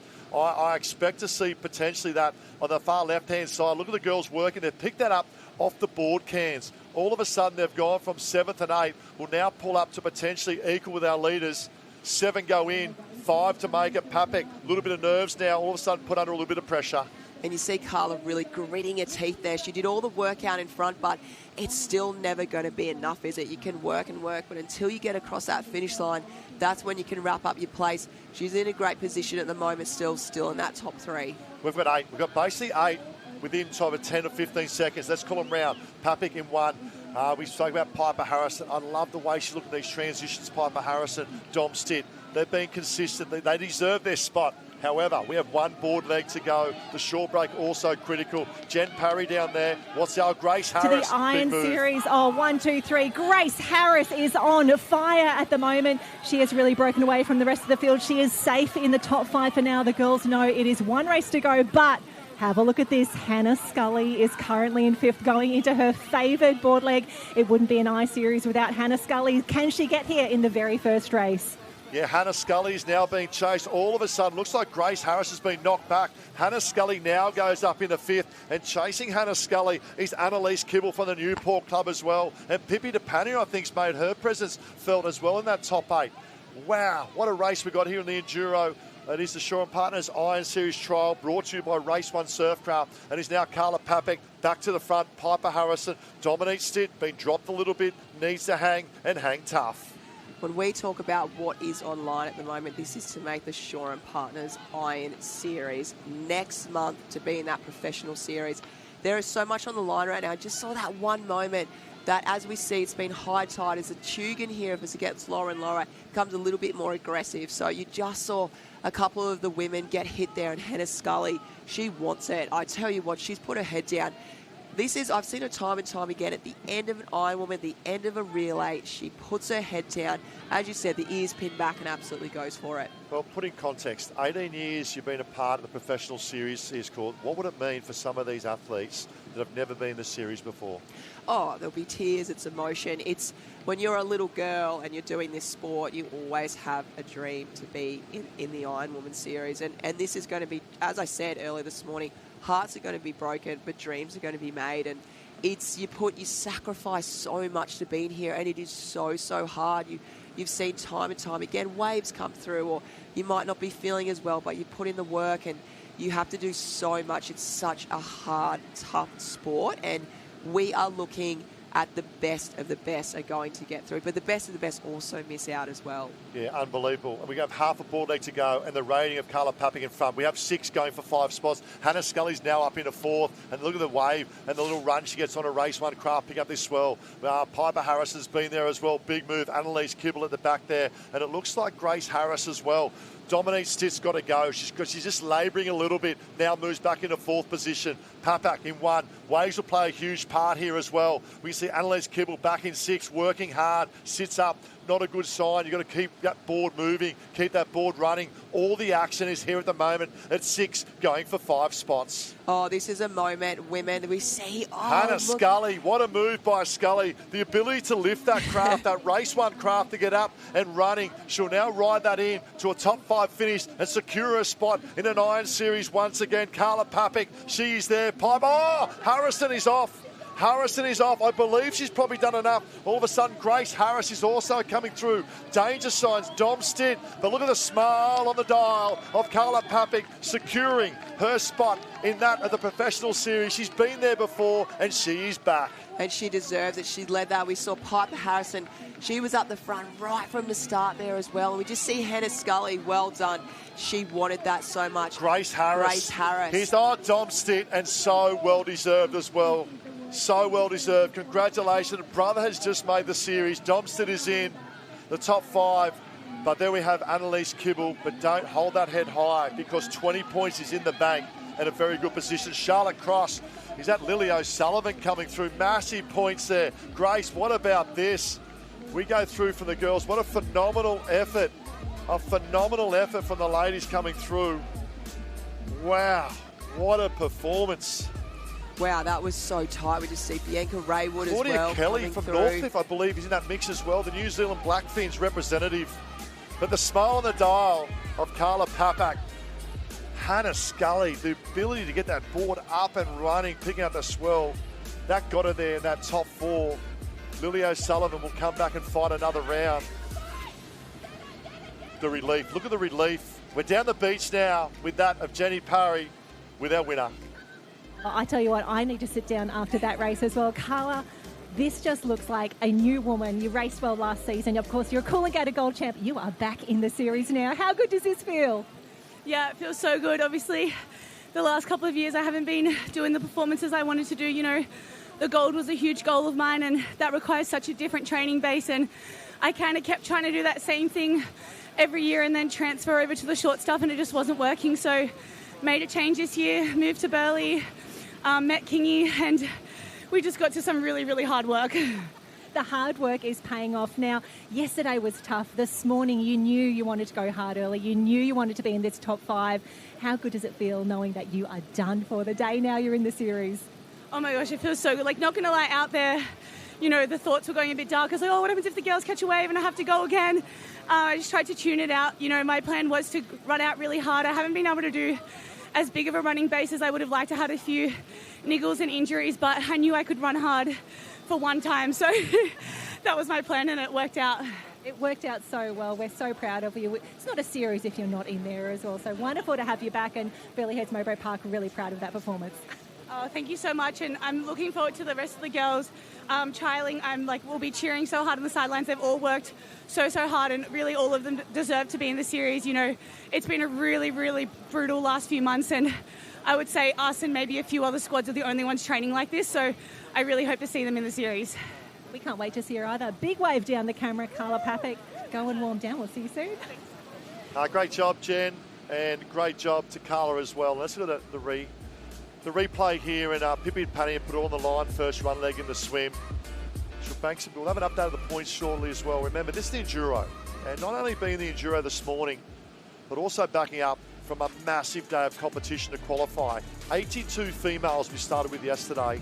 We have now just banked in our top 5 qualifiers that will go through to the Shaw & Partners Iron Series. 10 more spots up for grabs, but I love the work of Dominique Stitt. Carla Papik led from the front as well. Dom Stitt led from the front, Piper Harrison. And great to see the reward for effort for those 3 phenomenal athletes. Hanging up in the top, Hannah Scully. Perfectly timed race to make her move in the last 2 craft legs on her RaceOne craft of the ski and board. And Papik, wait for the smile on the dial of Carla Papik. It just means so much. And she looks so relaxed as well as she goes round in this replay. We said, what an event it was, and the smile says it all. Our automatic qualifier of a top 5. Carla Papik, take a bow. Yes, love that. And to all the girls, now we go from 25, now down to 20, but we still have 10 spots. They will now race race 2, they'll race race 3, they will then combine all points. That's why it's still critical to bank good points from race 1, like we just saw. And we'll have the results of the females coming up in a moment. And for those who are joining us, obviously live stream on that of Iron Series Facebook and also on YouTube, a huge hello to what is the trial here at Tugun Beach. It is the Shaw & Partners Iron Series trial, brought to you by RaceOne Surfcraft. We are 1 race down, courts, 2 to go. We now shorten up from that of the Enduro to the traditional, but now it's all about points. It's all about points for race 2. It's all about points for race 3. Consistency is the key to be there at the end and make the qualifier for the series. Absolutely, they want that, and that's why the trials are set how they are. It is consistency to get the best athletes across all different types of, you know, we've got Enduro, as you said, the traditional, and also the sprint format. So we want to, and that's what the series is all about. The Shaw & Partners Iron Series, it's going to have so much going on. So that's why we're doing this, to get the best athletes from that. So race 2, traditional, ski, board, swim. It's going to be about 15 minutes, so about 5 minutes per leg. So let's go down. We've got Jenny with us with an interview on the beach. Oh, thank you so much, team. I saw Grace Harris. We had to have a chat. You timed that race absolutely perfectly. You must be so excited to be through to the Shaw & Partners Iron Series. Yeah, I'm so excited. You know, I've been in it before, previously when it was Nutrigrain, and it's always been a dream to be in it, you know, growing up in Victoria. And last year I missed out. It was quite devastating, and I'm just so glad that I've proven to myself that I'm good enough and I'm back there. Absolutely, and a shout out to our Victorian crew as well. Sean Riley is through, you're through as well. You can make it from anywhere. You must be so proud to have that extra level of representation. Yeah, it's great to see people from different states, especially Victoria. We do it tough down there. I've moved up quite a while ago, but everyone that comes to Victoria moves up. I just, hands down to them, it's so tough, and it's just really great that we can match it with everyone else. And it was a wonderful moment in that race where there was 3 of you together. Alexandra Hedlers, it was you, it was Zoe and Mia as well. Just to have that support around you must be a really wonderful feeling, and to get the result as well. Yeah, it's great. We've got a few Alex competitors competing today. It just shows how good Jack has prepared us for this weekend. And, it's just so great. The girls got it again, but I've got no doubt they'll do amazing. Well, we'll let you go and rest, recover. You'll be cheering for the Alex crew. We still have 2 races yet to go for the men and women at the Shaw & Partners Iron Series trial, brought to you by RaceOne. But this girl, she's through. Go relax and recover. Thank you, Grace. Yeah, great job, Jen, and great job, Grace, as well. And great job to all the ladies. Obviously, they didn't finish that top 5, their banks of points. And now lining up is our traditional race 2.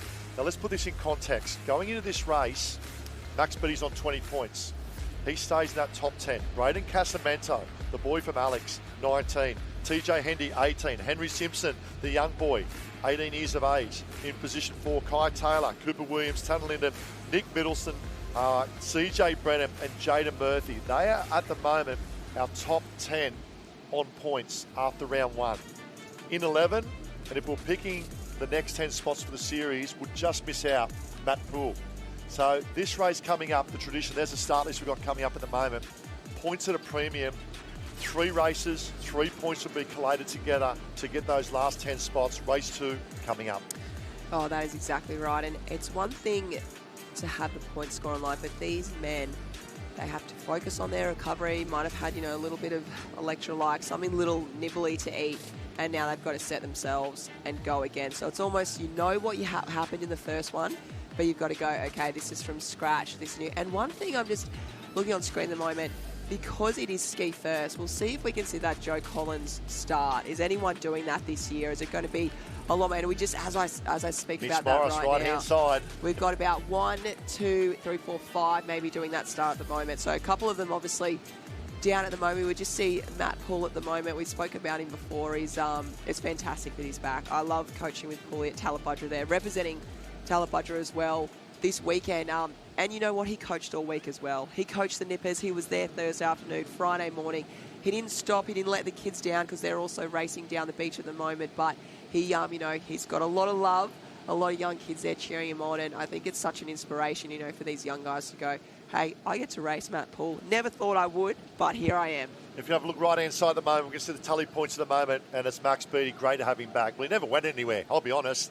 He's with the Tent Talk crew as well, so good to see you. The beatbox up in 20. Casamento, great story. Another Victorian. TJ Hendy, Simpson, Taylor, Williams, Lyndon, Middleton, Brennan Murphy. They're the big 10 at the moment. Now, this is where the action is. This is where points need to be collated for the next 10. This is the big race in the context of points for this 10 on screen at the moment from Parrish, Morris, Gould, Dixon, Andrews, Mackenzie, Brooks and Verco. You spoke about this ski board. Look out in particular for the dominant ski putters. Now, you spoke about Matt Poole, the experience of Poole with the ski. What I love about Poole, he's a character. And every sport needs characters, and I'd love for him to make the series as well.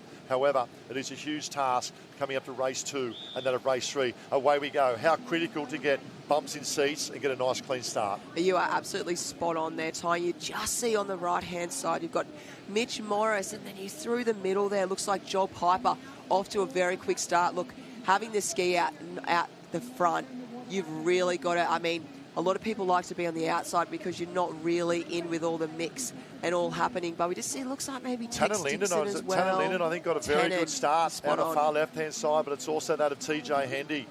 Looks as well. So TJ Hendy was off to an absolute flyer. It's the new cap, the centenary cap of Surfers Paradise. And, with TJ, if we look at the points, we'll try and get an update of where he's seeing the points. He's seeing 3rd at the moment. So he can bank another top 3 here. Puts him in a very, very good position. Tex Dixon now moves up into that. We've got Kai Taylor in the mix there as well, going up and about for the boys. But it's all TJ Hendy. He raced well yesterday. And experience in particular. He knew when to go and when to stay slow. Absolutely, and I think doing the Coolangatta Gold for TJ as well, I think that was really smart of him to do that. He got his fitness, especially his running base up, because I obviously knew that 3 minutes. And we talk about, as we just see TJ coming around there first, Tex Dixon, he wants to pick up a few more points from that first race. But not only can that 3 minute run hurt in the moment, it can haunt you later in the day. So you have to be running fit to get through this today. But TJ Hendy, we like him on the ski. He always looks good. He would probably want a bit more swell, but I tell you what, at the moment, he looks like a really fit TJ Hendy that we've seen in the past. Yeah, well, ski to board to swim. So obviously you look at this as well. It's only one leg each. It's not a repeat leg. So this is a third of the legs at the moment. You can see Tex Dixon, he's got to get around that can. He's got to get around that can. Tex Dixon, he's a past Australian board champion as well. So we know going from the ski leg, he will look to advantage that in the board leg. TJ Hendy working, swell building out the back for these back markers as well. The opportunity, how good is it to pick up a swell just to get that 5 or 10 seconds just to relax and reset the body? Well, it brings your heart rate down again as well. I know I've spoken about that before earlier with the run. Just relaxes you a little bit. Just gives you time. I don't know if you need to kind of fix your rashy or, a couple of things that might be frustrating you. Gives you time to do that. So it's a really nice opportunity. But going into board next, I just saw the likes of the Charlies out there. Charlie Brooks. Charlie Verco, Charlie Brooks out there coming through. So TJ's got a nice little gap, stretching out at the moment. He looks face relaxed, doesn't he? Yes. He looks that relaxed. He's almost falling asleep, but he knows the work he's going to go. Now he's just going to set this up. So he's banked some good points from round one. Opportunity to bank some good points as well. We see Newport now coming through. You talk about ski fraternities around Australia and the world. Newport, to debate would have the best ski fraternity. It's in terms of ski paddling. I love the work this man, training partner TJ Hendy, Max Beattie as well. He never went anywhere, and he's back and about as well. Proud Kiwi as well. Part of the 10 Talk team and heavily invested in surf sports, and around they go. Then we have Brooks, then we have Tex Dixon. Look for the move from Tex Dixon. Jaden Murphy there, another proud Kiwi, current New Zealand champion, making his presence felt as well. So all of a sudden, we've got a few that finish sort of the tail end, trying to make amends now with some key points. Yeah, absolutely. We'll certainly give you an update point at the end of this race as well. But at the moment, just trying to get through that Shorey unscathed as best as you can. And we're not looking for top 5 in this race. We are looking for... We want everyone to get the best points ever. We can't obviously do that, but everyone wants to get as high up as they possibly can. We just see TJ got the legs down a bit, just resting a little bit. Maybe it's an interesting move because it just looks like he's conserving. Lying down, just the stroke rate drop.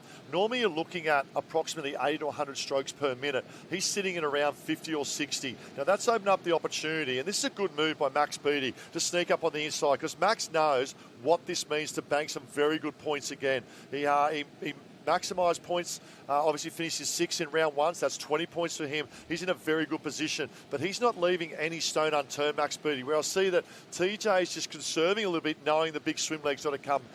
This is interesting, really interesting, because we could potentially have some big swimmers making their... Look how congested the field is now, and that's by TJ pulling up at front and bringing everyone else back into the mark.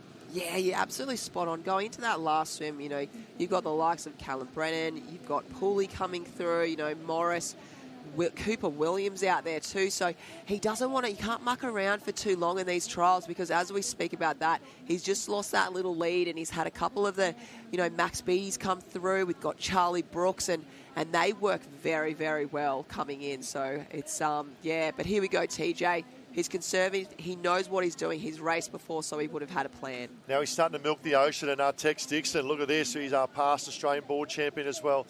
And the key part of this race of round 2 to me is the swim.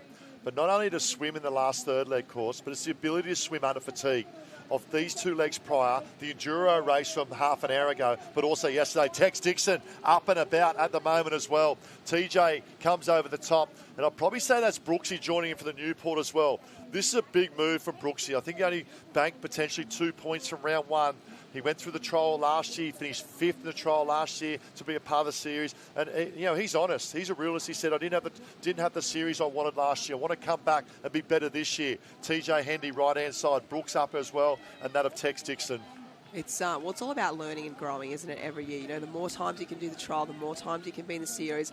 Especially at a young age, you can really learn a lot. But we've obviously got Brooks coming through, Hendy, and then we've got Tex Dixon. He'll be very happy to be right in there with these boys who are, more experienced than himself, and he is wanting to get that debut in that Ironman series. We might go down the beach with Jenny Parry. Jen, you're down there. Just the tempo seemed to drop a little bit after that Enduro. Oh, I tell you what, the discussion on the beach was after that first ski leg there, the pace was on, the transitions were fast, and you can see the boys just head back a little bit, but great to see Charlie Brooks coming through there looking good. But Surfers Paradise in the hunt, a lot of love for them down here, and watch out for CJ Brennan. He's just gone into the water now. He's the only Currumbin competitor racing in either the men's or the women's today. CJ Brennan, an incredible swimmer, has represented Australia in life-saving in the past.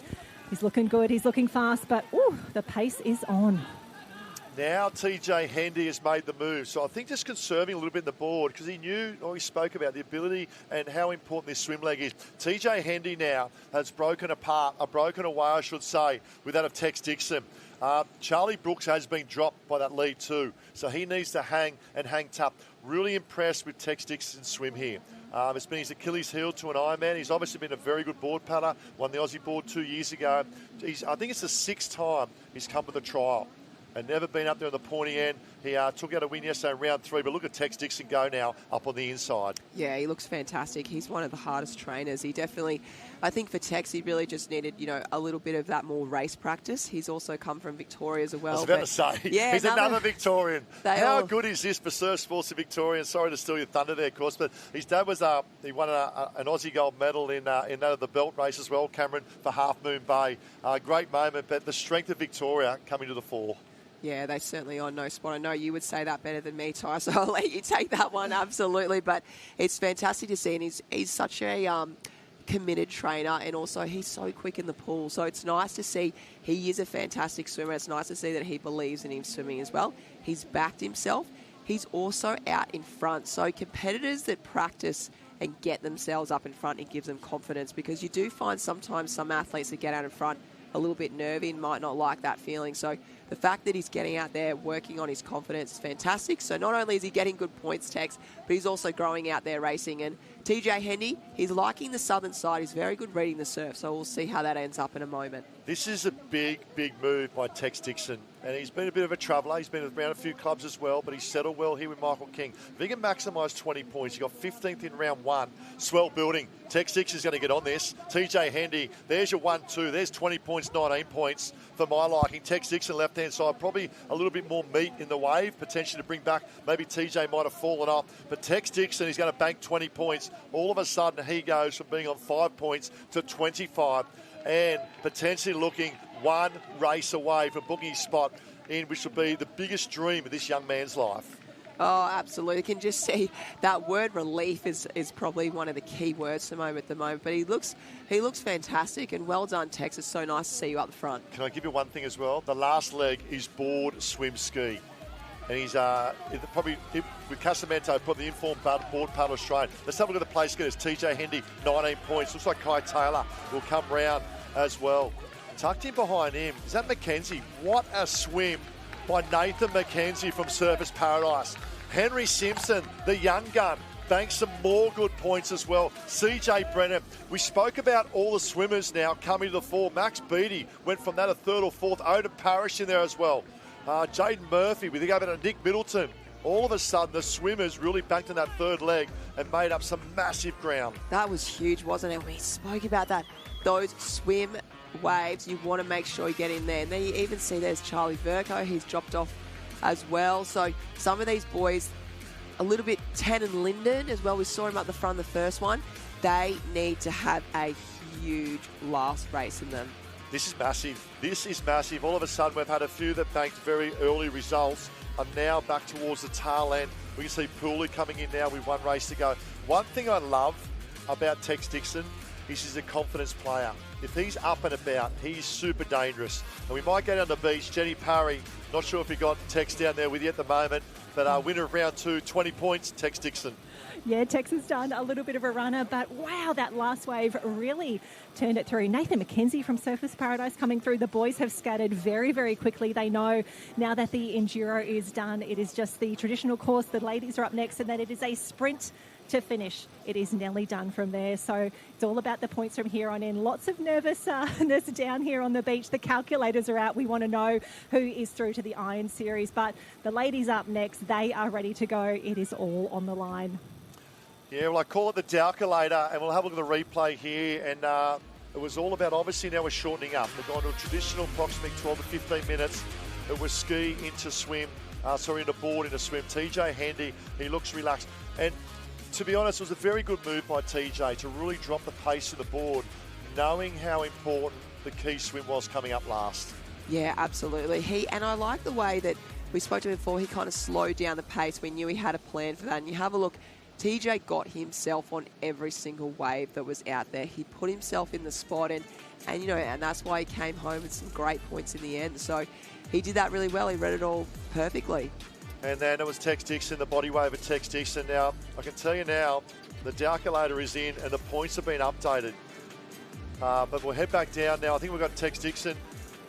We might have Tex Dixon down the beach now with Jenny Parry. No, I've got something even better. It is Hannah Scully. You timed that first race absolutely perfectly to be back in the Iron Series. Was that the plan all along? Yeah, heading after that run leg, I wasn't too sure. Worked my way back in that second run and sort of jumped in the swim pretty comfortable. Both my swim legs, I was just sort of sitting there saving a bit of energy on some wash, and then sort of went hard on that ski and then worked it really well coming in. Knew that I was within touch heading into that last board leg, and it being my best leg, I sort of got going, sort of snuck through one, put the hard yards in, and was lucky enough to lock my spot in early so I don't have to line up now. Luck had nothing to do with it for you there. And let's talk about the quality of who is lining up just to trial. I was doing my prep yesterday saying, how are these people not in the series? They're the names that we talk about all the time. Yeah, it's massive. Obviously, 28 are making it to that first round of the series, so it's open slather for everyone. Obviously, 5 are through now. We've got 10 spots available. One of our girls, Kyra, has actually gone home. She dislocated her knee, so unfortunate for her, but it leaves, 19 athletes for 10 spots, which, only 9 to miss out is pretty rough. And we just saw in the boys, a boy nearly came last and then first, so really about consistency, a lot more power into these two, and I think it's going to change massively over the next 2 races. I'm looking forward to sitting back and watching. Well, it's good to see you on the sidelines. Even better to see you in the series. Big waves down the camera because the girls are ready for race number 2. Yeah, great job, Hannah Scully, and great job to the males as well as the females are lining up. And let's look at the point combination of round 1 and round 2 coming up. And we can see at the moment, that's from 11th to 20th. Taj Andrews down the bottom, currently in 20th position. Remember, top 10 will make the series. We then go up to 22 points. They are the big 10 at the moment. TJ Hendy, Taylor. If we were to stop now, they are the qualifiers. Taylor, Beatty, Simpson, Casamento, Brennan, Dixon, Piper, Middleton and Williams. But guess what? One race to go. And the ladies are on. It is the short, traditional, short, sharp, and definitely entertaining. Fireworks to come. The grand finale. Well, I should say it's round 2 now for the ladies coming up. The traditional, first of all, before that are the males coming up. Once again, points at a premium here, Courts. It absolutely is. Ski, board, swimmer looking at about 15 minutes. And the girls, well, they want to join Carla Packpack, Piper Harrison, Hannah Scully, Grace Harris, and Dominic Stitt with that top 5 that got through. Annalise Kibble had to settle for that 6, but as we spoke before, she's still got top points going into this next one. So we see all the girls dragging the start, so this is going to be highly important. We saw in the boys as well. You've got to have a good ski start. How hard is it to go from an endurance race of 30 minutes to now shorten up to a 12 to 15 minute race in terms of energy systems and intensity? We look at Gemma Smith. She went from 4.5 hours now down to, as we spoke before, that 25 minutes, now down to 15 minutes. It's really, really hard, and it's all about the work that you do with the coach, the way that you train your body, getting your body to be able to sprint, spike, do all those types of different things, and that's why our sport's so hard. But a big hello to those joining us on live stream, obviously on that of the Iron Series Facebook and that of YouTube as well. It is the Shaw & Partners Iron Series trial right here at Tugun, proudly supported by that of RaceOne Surfcraft. And it is race 2 now of the females. They've already banked their points from 20 to 1. It is now race 2, and the order is ski, board and swim. We are halfway through today's program. The males have had 2 rounds, the females have 1. Second round for the females coming up. So much at stake, so much on offer. Claudia Kelly, really impressed with her after round 1 as well. She banked approximately, I think it was around 16 points, come in 5th. So it's Annalise Kibble who goes in this race now, top of the tree, 20 points. Charlotte Cross, Lily O'Sullivan, Grace Otto, Claudia Kelly, Zoe Woods, Bianca Raywood, Belle Williams, Fanardi and Cook. They are at the moment in to qualify. Here we go. How critical, get through, get the clean water. Look out for Gemma Smith. It is, and we just saw some of the girls. We just saw Gemma Smith on screen before, just got hit up and away in her chest there, as we just see one of the girls that might be from Curra out there. But this is, we're going to look, we've got Lily O'Sullivan. We know she's famous for that good start. She is out and looking out there, top even at the front at the moment. I say Annalise Kibble off to a great start as well. That looks like her on the top left-hand side of the Newport Cup, obviously leading with 20 points. She's banked as well. We then make our way now. Gemma Smith, the strength of Gemma Smith, Claudia Rose Slavin in there as well. We'll try and pick up that leading out. Could be at that of Bella Williams. Mate, I think Kyra Bender, unfortunately, due to a leg injury, has now been taken out. But Claudia Kelly, the New Zealand Blackfin, making her presence felt. Yeah, absolutely. You saw a couple of those girls just got hit in the chest, just slowed them back a little bit. So trying to push through, but I'm not surprised to see the likes of Kelly, Smith, and also Kibble out in front. That's the point score over on the right, as we spoke about. Annalise Kibble before, Charlotte Cross doing very well. Lily O'Sullivan, not surprised to see her there. Otto, Kelly, Woods, one of the young guns, also another young gun, Raywood. Bella Williams has been in here before, so she'll be wanting to get her spot back. Lily Fanardi and also Mia Cook, as you said, coming from Victoria. Moving over here, Singleton, Smith, our Coolangatta Gold champion, Menifee, Whitman and Smith Welsh. If we stopped there, that would be our girls. Olivia Clues and Pippi Tapania, Caitlin Reese, the young ones not too far away. Race 2, and look at the carnage on Cam 1 as they go around. Pippi Tapania start Caitlin Reese, and that's the under-17s. We can see Zoe Woods there as well. The under-17s, unfortunately, we spoke about that earlier, just the experience on the ski, and that'll develop as time goes on. I know with Caitlin Reese, young girl for Swansea Belmont, her dad was a professional Ironman as well, very, very strong ski paddler, has come a long way in the last 18 months on ski, but it's giving away that little bit at the moment. Potentially that's Claudia Kelly is potentially out in front of Norfolk. Look at Gemma Smith. Gemma Smith, the Coolangatta Gold champ, and also the World Ocean Ski champion as well. Really starting to pull up now in that lead pack. Yeah, and the way Gemma Smith got hit at the start as well, she got crushed on her chest there, but she worked so well on the runners, and we saw the Coolangatta Gold. It was a southerly, and she just absolutely motored away from the rest of the field, and she can do that in such a quick turnaround. So our Coolangatta Gold champion out there as well.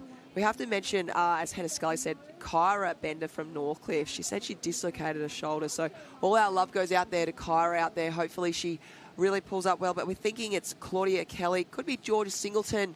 Maybe Georgia Singleton out there as well. So we'll wait and see till we see their faces on the transition. Yeah, we'll get an update by Jenny going round at the moment, but really impressed with her. Didn't get the start, but then Gemma Smith making her presence felt coming round as well. So down to you, Jen, on the beach. I tell you what, that is Claudia Kelly. There is so much support from her, from Northcliffe, from New Zealand as well. We saw her home club posting a few things last night, wishing her all the best. And have a look at this. She is now neck and neck with Gemma Smith, the Coolangatta Gold champ. These girls have a massive lead on the rest of the field. This is great for points. And Olivia Clues, wonderful to see her back. A fantastic ski as expected. And then we've got Annalise Kibble and a few more coming through. Lily O'Sullivan is not out of this yet, but have a look at the lead. Gemma Smith and Claudia Kelly, the New Zealand superstar, out in front.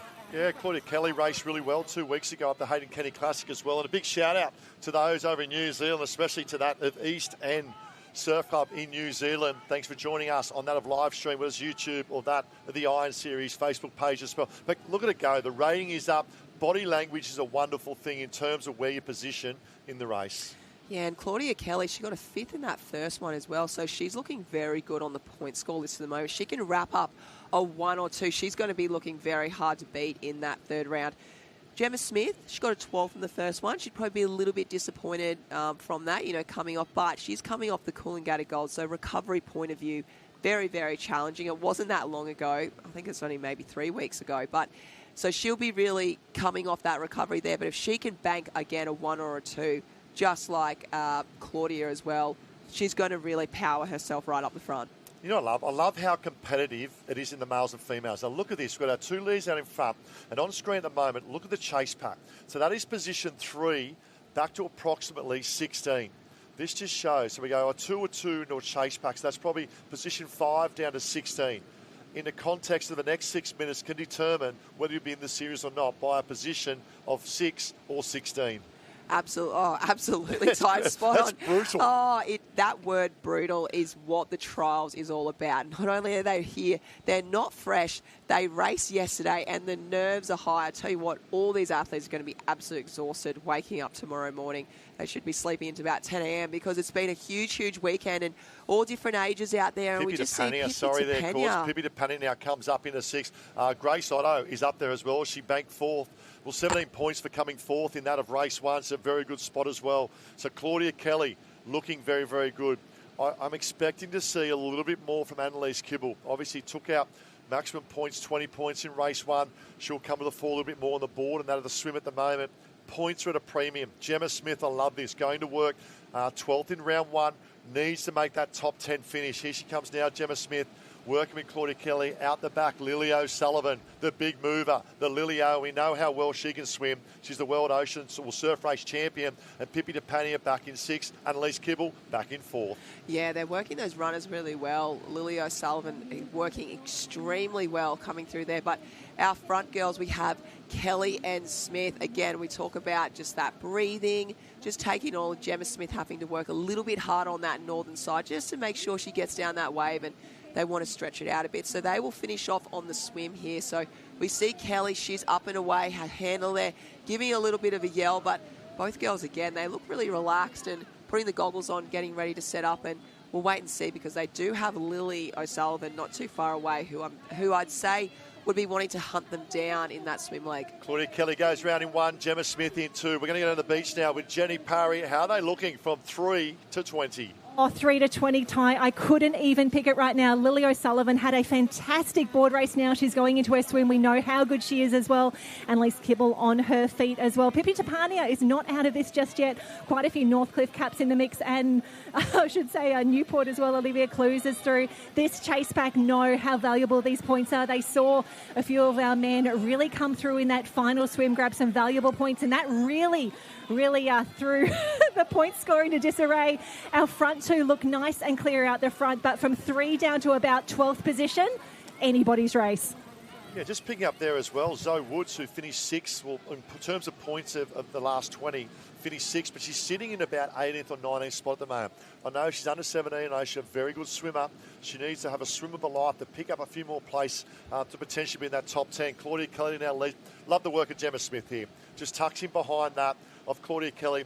And it's a funny stroke of Claudia Kelly. She gets through the water well, but due to her height, it's a big loathing sort of a stroke, isn't it? It's a lower cadence to what we see of Gemma Smith, but they're looking comfortable out in 1 and 2. Yeah, absolutely. Yeah, she's nice and tall, so she's got that long levers coming through. The swim will be getting a little bit shorter and shorter as the day goes by, purely because of the way the tide's going out here. And Lily O'Sullivan, world champion, I tell you what, don't count her out. She won't be too far away. Well, she picked up 3rd, obviously 3rd in terms of points for those that are racing here. So she's got 18 points banked away as well. Pick up another 3rd where she sits at the moment. That's another 18 points. And in the context of being that top 10 at the end of round 3, super critical. Lily O in 3rd, but it's Claudia Kelly. And good stories. Love good stories. We spoke about the Victorians earlier. Now, and Max Beattie, like what a performance. You know, he never went anywhere, but he's back up the front. He texted me last night. He said it's great to be back up the front again. Very proud Kiwi. Claudia Kelly from East End of New Zealand as well. Super proud. A big shout out to all those across the ditch joining us on what is our YouTube and also Facebook of the Iron Series. And this event does not go ahead without the great support of Shaw and Partners. Obviously, the trial in terms of the RaceOne Surfcrafts and also to Engine Swimwear. Leaders in terms of swimwear as well. So the big 3 as they go, but it's all about Claudia Kelly in 1. It's Gemma Smith trying to hang in there. Lily O'Sullivan tucked behind her. Annalise Kibble as well. And I see another big move now. Could be potentially maybe Bella Williams from that of the Northcliffe Club trying to make her, or Lily Finardi, we know can swim very well and had a great day yesterday. Yeah, absolutely. I wouldn't be surprised to see any of those names coming through there. Working together, they're teammates, so they will know each other very well, but it's all about, and then we had the young guns coming through. Pippi DePania coming through there. She's swimming That's her in 4th very now, well. just tucked in the other side there of Annalise Kibble. I love the stroke rate and the cadence of Pippi DePanna, and nice and high in a stroke as well. Here's our leaders. Jem Smith, legs come in, pull over top of that. It'll be an armchair ride for 1, 2, 20 points, 10. Out the back, I think, all of a sudden we've had 5th or 6th that have come straight past that of 3rd and 4th. It looks potentially that of an Alex or a Newport Cup, and maybe a Newport Cup coming through. Claudia, this is what it means to bank 20 points so much, doesn't it? Absolutely. Every point means something. So that I love the way that Claudia Kelly, she finished. She gave everything there. She's sitting herself very well because she got a 5th in the first one. So you would think, we don't have confirmation, she could be very well leading at the moment. Piper Harrison, is it, coming around, trying to pick up, was it Clusie? Might be Clusie come through. So I think Piper's already qualified through. I would say that's potentially Clusie come through. What a performance from the young girl, first year under 19 this year. Lily O'Sullivan banks, looks like potentially 4 points as well. Pippi DePanna, the young under 17. Annalise Kibble now comes through as well. Big points being banked here for the girls at the moment. Pania comes through. Annalise Kibble also comes through as well. Wow, this is going to be a very interesting round 3. Do not go anywhere. I can tell you now on live stream of YouTube or that of Facebook, because a few of these points have been thrown upside down from that of round 1 to round 2, as we'll head into round 3 very shortly. Wow, what a performance. Claudia Kelly. It's all about consistent and being persistent. And when you said about the points being thrown on their head, Olivia Clues and Pippi DePanna, 16th and 17th in the first round. They just booked themselves top 5. So our points... Game on. Absolutely. We'll be having a look where Charlotte Crosscott, Zoe Woods, Bianca Raywood, they were kind of our top 7. Where are they? Are they now going to be even with those girls? Are they going to flip on their head? So Claudia Kelly looking very, very good at the moment. Also, as well as, you know, Lily O'Sullivan was right up there again. So those girls, to me, feel in a very... We're not going to say the word safe, because you're never safe, but in a good situation. Here's the replay. Yeah, race 2, so we went from race 1 being the Enduro to that of race 2, and just got held up and just caught a little bit. Looks like Mia Cook there might have been just held up, and also potentially that for Whitney there from Karawa. But Jenny Parry is down the beach with our winner. Oh, I tell you what, I've got Claudia Kelly down here. I was excited to see your name through to the Sunday list, and here you are winning a race. Is this part of the plan? Oh, I mean, I'd love for it to have been part of the plan, but the plan was just to get out there and get as many points as possible and use my strengths to my advantage. It's so wonderful to see you here. You've had a massive season already representing New Zealand at the Texas event. I tell you what, it's just getting better and better. Thanks. Yeah, I've been so unlucky with injury for lots of years, and I had 2 months off at the start of this year because I broke my foot really badly. And and I've been at uni all year, and I just get over here and it just makes me want to really rip in. And I love coming and training with the Northcliffe girls, yeah. Well, you love seeing the support that you have here. Obviously, back home as well. We saw your home club do some posts overnight as well. You recovered with the chalky milk yesterday. If you had to say anything to your club mates watching back home in New Zealand on live stream, what do you want to say? I love Eastern Surf Squad so much, and Joel, my coach at home, and all my teammates. Love you guys, and I'm just going to go out there and doze to the best of my ability. And we are not done yet. She's taken out race 2, race 3 yet to come. Claudia Kelly, good luck. We will be cheering. Thank you so much. Oh, thank you, Jen, and thank you, Claudia. What a beautiful girl. The energy that she just gave us right there was absolutely fantastic, and she is looking not only so happy and so excited, but she is looking so good out there at the moment in the water, and definitely almost securing her ticket into the series, and that's just fantastic, not only representing Australia but also New Zealand as well. Well, the top 10 will come up very shortly in terms of points, but I tell you what, Claudia Kelly, what about that? She's sitting on 36 points going into last race, which pretty much almost puts her there at the moment. All this celebration is win, and the smile on the dial says it all. And a little celebration, more relief than anything, as we line up now for round 3. It's the short traditional. Fireworks are about to happen here at the Shaw Partners Iron Series Trial, brought to you by RaceOne Surfcraft. And let's have a little recap in terms of the points for the males and where they're sitting at the moment. Because we had round 1, we've had round 2, now we're going to round 3. Points at a premium, so much at stake, so much on offer. And we'll have a quick look at the update. TJ Hendy leads. He'll look potentially qualify. Kai Taylor, currently sitting second, 34 points. There we have it at the moment. They are our top 10 qualifiers as we sit at the moment. Taylor, Beattie, Simpson, Casamento, Brennan, Dixon, Piper, Middleton, and that of Williams. 22 points is Williams. We'll then go to 11 to 20 and equal 22nd on a countback. Jaden Murphy, Mackenzie, Odin Parrish, Lyndon Poole. What about that? Those 5 were in the series only a matter of a year or 2 years ago. On the verge, massive. This is it. It's board, it's swim, it's ski. Be prepared for some fireworks. Oh, this is huge. From 11th back to 20th, any of those men can still definitely get themselves all the way through. So this is really going to come down to the mental game, the mindset. You can see them all looking very, very focused at the moment to reset themselves, and really they've got to dig deep. This is going to hurt, and they've got to be friend with the word pain. Totally agree. It's all about the intensity, and it's the ability to fight one more round under fatigue. Keep those arms up. Rating is the key here. Look out for that of the orange and white board of Tex Dixon, and also that of Casamento from Alex, 2 informed board paddlers. We'll have a look as they go. Centre of screen, orange and white board, Tex Dixon for me will be up and about. Taj Andrews is also that of our under-19 world board champion from Burleigh Heads Mowbray Park. There you go. Look at this. Spoken 1, spoken 2. It is Dixon and that of Taj Andrews up and about. Yeah, absolutely. I felt like the northern end just got a little bit hit harder than what we saw in Sykes. Unfortunately, Matt Poole there, he got a bit hit harder. And Nicholas Middleton on that side over there, and Henry Simpson, they've got a lot of work to do. The middle, I felt, went out beautifully. You had Tex in there, Charlie Burko. Charlie Brooks didn't get hit too much. He's paddling very well as well.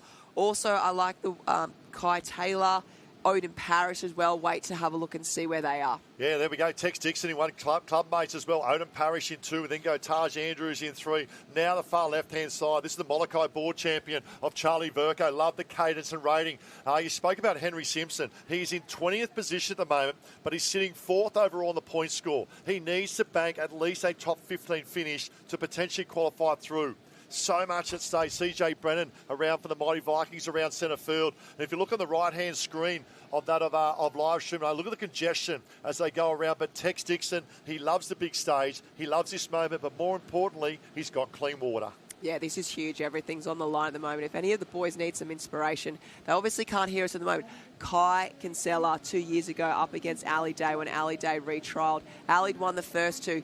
Kai Kinsella was a little bit back. He had to win to get through. So not only did he have to beat Ali Day, he had to win as well. Came through, won the last one, booked his ticket in. Tex Dixon obviously took out round 2, maximised that of 20 points now, leading that of round 3. He loves the short, sharp stuff. He knew that he had to be close enough in the Enduro because this is where he comes to his fore. They say pound for pound, he's the best trainer at Burleigh. He does the hard work, but transferring that training to then racing. But this could be his moment. This could be his stage. Swell's now starting to build as well. Look at this pack coming back to the beach. Yeah, Tex has just set himself up. He's such a good board paddler. He gets on those runners. As you said, that is hard work, pure hard work to be strong enough and fit enough to get down those runners.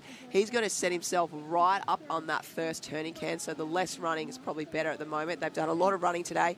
He will then move into the swim and finish off on the ski. So at the moment, Tex, you are looking very good out there. Yeah, love how he's composed himself coming on the board as well. Now this would have been his Achilles heel, but as we saw in round 2, he swum very, very well. Don't look, pin the ears and go because the chase pack is coming. Now Jen Perry on the beach. Look at the pace of this transition. Just lost Jen there for a second. Charlie Verco, Odin Parrish now making. Cooper Williams needs a big performance. CJ Brennan for the Mighty Vikings in a very good spot at the moment. Where is Henry Simpson? Middleton we know can swim as well. Henry Simpson is just coming out of the water now with Charlie Brooks. A big and a large amount of ground to make up in this middle leg. Oh, they've got to really, as you said, pin the ears back and go for it because this is it. This is their last opportunity. We don't get to race after this and you'll have to sit back and watch the series this year. So they don't want to be doing that. They really want to get into this and pick up those points because everyone will be counting the fingers at the end of this one. But for the moment, out in front, Tex is still he's still holding his own out there. So well done to you, Tex. Who's coming? Odin Parrish. Odin Parrish. He's sitting 13th on the point score at the moment. He needs to bank some good points. If he can bank a top 3 finish, it'll pretty much guarantee him to be in the Shaw & Partners Iron Series again. He went through the next gen a number of years ago. He actually got a podium finish in that of the Eliminator in one of those rounds down the Shire there of New South Wales. Odin Parrish needs a big performance. Look at the pack. Tex Dixon has been swallowed up, and I believe it's Odin Parrish now looking to go to 4. Dixon now fighting back on the outside as well. Now it looks like Dixon fighting back and Odin Parrish tucking in behind. And the scary thing for everyone out there at the moment is those waves coming through. It's getting that lower tide. We've seen how much damage it can do at the moment, and everyone being so close at the moment. Anything can happen.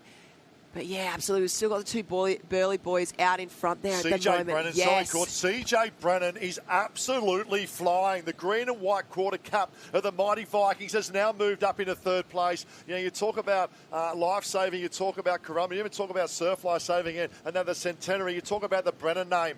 And I know JB Dad will be doing cartwheels on the beach if he can make the series. It'll probably be the first time a Brennan has been in the professional Iron Series as well. He's part of the Australian team, junior to youth team coming through, and he bases everything on his swim leg. And a huge shout out to the support of Zappa Holmes and the crew there at Corumba of lifting his craft to get him where he is today. Yeah, absolutely. He's going fantastic out there. We've got the swim. We've still got the ski, should I say, to go after that. So that is going to absolutely burn, running that ski in and throwing it out there.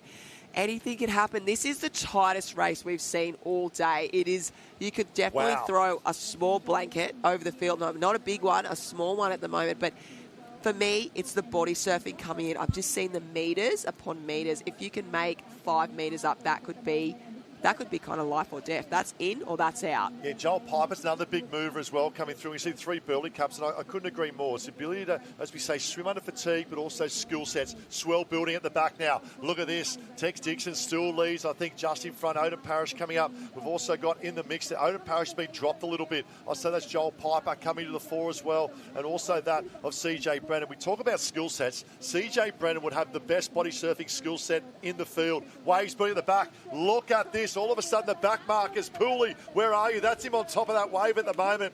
Oh, this is unbelievable in the context of the race. This field has been, look at this far right-hand side. This field has been turned upside down in the context of points from 20 to that of 1. Oh, and we went through at the start. Tiger to call them. We see Tex Dixon just milking it there. But the southern side, Ty, who are they? Who have we got up and running first? They're back in 15th or 16th position, but it's Odin Parrish up and about Cooper Williams with then CJ Brennan, the skill set to pick up a wave and a broken. And there as well, Max Beattie. Down to you, Jenny Parry, in the transition. Gosh. Yep, I am down here. This is the transition we wanted. Have a look at the pain on the face of Odin Parrish. But Cooper Williams comes through. Max Beattie, the Surfers Paradise crew, is going absolutely insane. And have a look at this. Burley heads coming through. Tex Dixon is not out of this just yet. Joel Piper and Nick Middleton, they are just inside the top 10 on points. Go, go, go. The only Wander cap in the field, Nick Middleton, doing his club proud. He is in the best possible position for those final points and a spot in the Shore and Partner Iron Series. Yeah, Taj Andrews has picked up a wave as well, and that body surfing to come through back from about 15th or 16th. He's up now in 4th position. Now, I think he's ranked about 16th in the point score at the moment, but as they go, Odin Parrish is out there at the moment, left-hand side, Cooper Williams, Max Beattie. I can tell you this, if these 3 stay where they are, they have booked their spot in the series, and all 3 have been there before. Cooper Williams, Max Beattie, and that of Odin Parrish as well. Then we go back to CJ Brennan. What a moment from CJ Brennan. You stay where you are, CJ Brennan. I can tell you now, you are in the Shore and Partners Iron Series for 2024-25. Tex Dixon, you stay where you are at the moment. You are also in the series, but the chase pack is coming. Oh, it gives you goosebumps even saying that. This is a childhood dream. It is everything to be in this series. So, all these men out here, they have been working and working 3 times a day. And as you said, uni work, doing the lot. So, it's everything online at the moment. And no one looks like they're slowing down at the moment. Their cadence is so high. Yesterday, 8 o'clock, they were racing. They're still going midday today, so they're going to be absolutely exhausted, but they don't care about that. They want to get in. Let's not go away from the young boy from Wanda under the guidance of Smith Dog, and that's Nick Middleton, because he's coming into this race position 9th at the moment on 23 points, and he's positioned probably 9th in this race as well. It's going to come down to a number crunch. TJ Hendy up and about 10th at the moment. Odin Parrish, he'll come round now. Now, if he banks 20 points, he's sitting 13 at the moment. That'll take him to 40 points. He will still be borderline to make that top top 10. Cooper Williams. Now, Cooper Williams sits probably, 2 points ahead of Odin Parrish in the overall point score at the moment. If they finish Odin, then Cooper will still leapfrog him in the overall point score. Now the move up on the inside as well, and that's Taj Andrews. He banks 20 points here. All of a sudden, Taj Andrews will go from 7 to 27, and it opens up very hard to finish in that top 20 overall, but it'll be a brave showing from the young man from Burleigh. And they know this. Their handlers have told them where they're sitting. Cooper Williams out in front at the moment there. They are really all, look at them all at the moment. Oh, I can't believe the points online. We're only looking for 10. We've got our 5. We've got 10. 3. 3. Odin Parrish, Taj Andrews trying to pull over the top of this one as well. It's Cooper Williams. It's Max Beattie. It's also Odin Parrish on the right-hand side as well. The big 4 come in. This is Odin Parrish, we know, has some serious legs to get up. They're doing a number crunch. Cooper Williams says, you know what, you boys go, I know I'm in. Max Beattie says, I know I'm in. What these gentlemen are opening the door here for that of Odin Parrish and Taj Andrews. Watch Odin Parrish get maximum points with Taj Andrews 1 and 2. Cooper Williams says, you know what, I'll bank some points. But Taj Andrews going round to pick up 20. Odin Parrish will pick up 19 points. Taj gives the points to that. What about that from a club mate? Because he knows he's out of the running, but he gives that extra point to Odin to book his spot in the Iron Series. Yeah, wasn't that a beautiful moment right CJ, there? what about that? CJ Brennan, the Mighty Vikings. Here we Middleton, go. Dixon. Oh, my God. TJ Hendy. I believe he's done enough as well. It's a number crunch time now. Henry Simpson, red zone. Has he done enough? You can see the frustration crossing the line. This is massive. For those joining us on live stream, stay with us. Do not go anywhere because it is an absolute number crunch at the moment. I can tell you a couple of things. TJ Hendy is in. Max Beattie is in. CJ Brennan is in. Cooper Williams is in. Odin Parrish is in. That's about 5. I'm confident in those 5 or 6. And let's put our hands together as well, even at home, for that of Matt Poole. What about that? 35 years of age. He's coming out of retirement for his young one and one on the way as well. But hold your head very high, Matty Poole. Won the Iron Series in 2017. He's a character. Henry Simpson doesn't know, shaking the head. Not 100% sure. Kai Taylor's another one. Look at him. There's Taj Andrews saying, have you done enough? I'm not sure. Tex Dixon with Ben Carberry. Have I done enough? I'm not sure. Oh, it's nerve-wracking times. You've got Ben Carberry. Obviously, he's already in there at the moment. We'll get to Jen in a second, but it's just all you can see everyone adding the points up there. And Jen will go to Odin Parrish, it looks like she's got at the moment. But we'll go straight there now and see how Odin's finishing. Oh, team, thank you so much. Odin, we had a little chat before the race then. You were looking a little nervous. It's been 2 big days of racing. To come through with a sprint finish like that, I don't know how you do it. How are we feeling? Kind of fucked. But, pretty good. First race really hurt. I tried to push the pace in the run. But then, faded a bit. And then had to reset for the second race. And that hurt. I then did the board start, and I was on Texie's wash. I was like, just got to stay here. I then assumed I felt like I was drowning. And that wave came, I was yeah. And so good as well. Burleigh Heads Mowbray Park, this obviously means so much to you and the crew. I'm going to grab Taj Andrews. We'll get him to come here as well. This means a lot. You've got so many of your teammates down here as well. It's a big week of racing, the toughest weekend, I would say, on the calendar. But obviously, as a team, you've done all the work. Yeah, King's really put us through hell these last couple of months. Like, all the boys and girls at BHP have been training their hearts out, pushing each other to be better. And couldn't thank the squad for having me involved this season. It's been pretty wonderful. And this guy as well, Sean Riley, has come through as well. We'll grab him as we have a little... Okay, I'm going to jump in the middle. Sean, you're through as well. We wanted to have a chat to you earlier today. Auto qualify from the first race. This is pretty special, not only for you and Burleigh Heads Mowbray Park, but as a Victorian competitor as well, just coming to the top. Yeah, I think it's been a really good day for Burleigh. I think we'll get a few through, which will be really nice. I don't know how many. I think the mid will be kind of close, but... yeah. It's been a wonderful run for you as well in the Aussie Iron final through to Worlds, now to the trial. You're obviously doing everything right at the moment. How do you rate yourself for the series? Yeah, I had a pretty big off-season. I was focusing on the gold, and then, only the past kind of month I've been doing the shorter stuff. So that switch was kind of difficult, but I think it paid off in then the case. It did. We're stoked for you. The girls are on the line. We're going to go down there, celebrate with your teammate, with Odin and the crew. Congratulations both. Yeah, the Burleigh boys are up and about, and well done. And we're still waiting for the number crunch to come in, because I can tell you it is tight. And is that the points tally we have? Well, there we have it. It is on the board. A huge congratulations to the Big Ten, who will qualify for that, for the Shore Partner Iron Series. Max Beattie, Service Paradise, TJ Hendy, Kai Taylor from that of Burleigh, CJ Brennan, the Mighty Vikings as well. Congratulations. Odin Parrish, Cooper Williams, Henry Simpson, the young boy, and thoroughly deserves that. Joel Piper, Tex Dixon, and another proud Victorian as well. We'll just get a club update on all those clubs there as well. They're not all in Burleigh, but we'll get an update. But Braden Casamento from the Alexander Headland Club. Jaden Murphy just falling short, along with Nick Middleton, Tanner Linden, Taj Andrews, Nathan McKenzie, Mitch Morris, Pooley, Brooks, Verco, and Gould. Wow, what about that? It has delivered.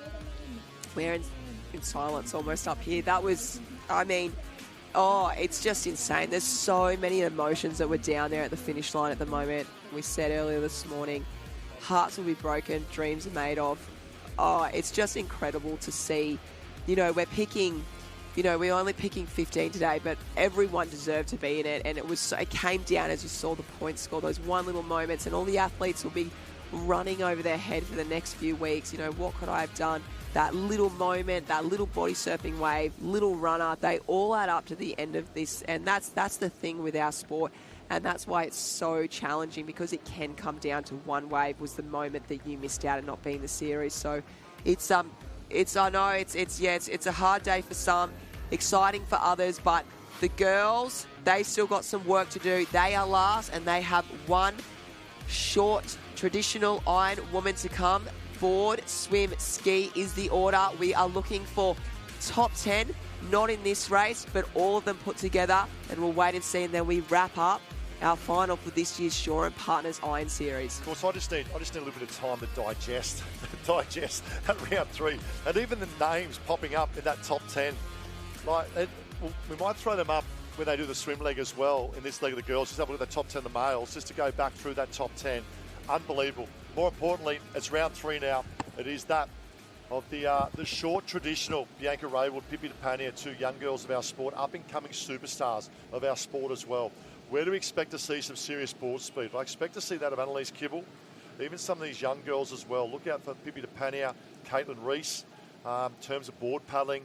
Mia Cook, she'll be up top left-hand side of screen. She's a Warrnambool girl from Victoria originally, now on the Alexander Headland Cup. So much at stake. Here we go. This is it. It's board, it's swim, it's ski. 20 points down to 1. Critical to make the series. Absolutely crucial right now. Look out for Lily O'Sullivan. She's number 14 in the middle. She's been the quickest board starter, I think, for the past. We've seen obviously Lizzie Wellborn. Lizzie and Lily, you always see them up the front there over the past kind of 12 months. So we see her out there at the moment, got not too far away. Bella Williams, be good to see her up there and getting some good points. But Olivia Clues looks like she's not too far away as well. Yeah, Olivia Clues, love the move on the inside. Lily O'Sullivan. So Lily O'Sullivan obviously won the World Surf Race and the board race. So the speed they know, and you do that now. You line up and you know where roughly the speed's going to come from this first leg. You've got to execute your start, then you look to find your position. And I love the move of Olivia Clues up on the inside. She'll try and maintain or get that nose up and equal that Lily to try and make advantage of the inside running. Lily will try and dictate and get across and push Olivia across a little bit so she can go around in clean water. Context of this race at the moment is that of Lily O'Sullivan in 1. Now let's go look at the points. Claudia Kelly is top of the tree, 36 points. Annalise Kittle, Lily O'Sullivan, 35. Where's Cluesy at the moment? Olivia Clues is sitting at 10th. She's right under the red zone at the moment. Another good result here, top 10, you're in the series. Yeah, wow, it's so tight out there, and just like the men's, we're seeing exactly the same thing. A lot of congestion around the Cairns at the moment. You see on the way out, there was a lot of the women. We just saw Claudia Kelly just behind at the moment. She'll have to get herself just up the front a little bit more so she can secure a spot. We saw a lot of the women on their bellies. The reason that is because of that is we've got 4 under-17s out there. They are so young, and when you come off a nipper board, you sometimes feel a little bit somewhat comfortable on your belly. But at the moment, we see the girls just working so well. Lily Oh, not too Olivia far away. Sullivan, Olivia Clues just got a better run off that one at the moment, but here comes the chase pack now. And we spoke about this earlier this morning, that easterly breeze will start to pick up, and it's only a 7-second period with the swell as well, so it produces a lot of little swells, a little bumps to get the boards moving. Olivia Clues, it's a great first leg. Remember, it's 3 short legs in terms of board, swim and ski. We know how well Olivia Clues can paddle the ski. She hangs in there for the swim. Look out for the girl from Newport. Yeah, she's been fantastic. She's so young, and she's got the likes of and Gemma the Smith backcourts. and Lizzie Wellborn to paddle with, but out the back, look, we've got 1, 2 on the first wave. Lily just getting down there, 1, 2, 3, 4, 5. So that's already top 7, let alone the other girls coming through not too far behind. I'm still thinking back to that body wave that came through for the back markers in that swim leg as well for the males, and that's what's happening now. With that tide dropping, more waves will break out the back. Lily O'Sullivan goes rounding 1. Olivia Clues will go rounding 2. As they sit, first lead, they'll be 20 and 19 points. Then we go back and drop at, I'll probably say Bella Williams, Lily Finardi in the mix there as well. But Jenny Parry, we get an update, transition number 1. Oh, Ty, this is the racing that we wanted. Lily O'Sullivan looks so good, so strong. I tell you what, the world board champ, the world swim champ, she would love this order right now. The girls know what the point scores are at, but have a look at the speed on the transition. I cannot believe that the girls are this fast and this strong after 2 big days of racing. Yeah, well, let's look at the points going into this last race. And we see on the top right-hand side there, a great job by our broadcast crew as well. Claudia Kelly, 36 points. Kibble, 35. Sullivan, 35. Smith, Cross, Williams, Finardi, Woods, Singleton. And Olivia Clues, if you look at Olivia Clues as well, 23 inside that top 10.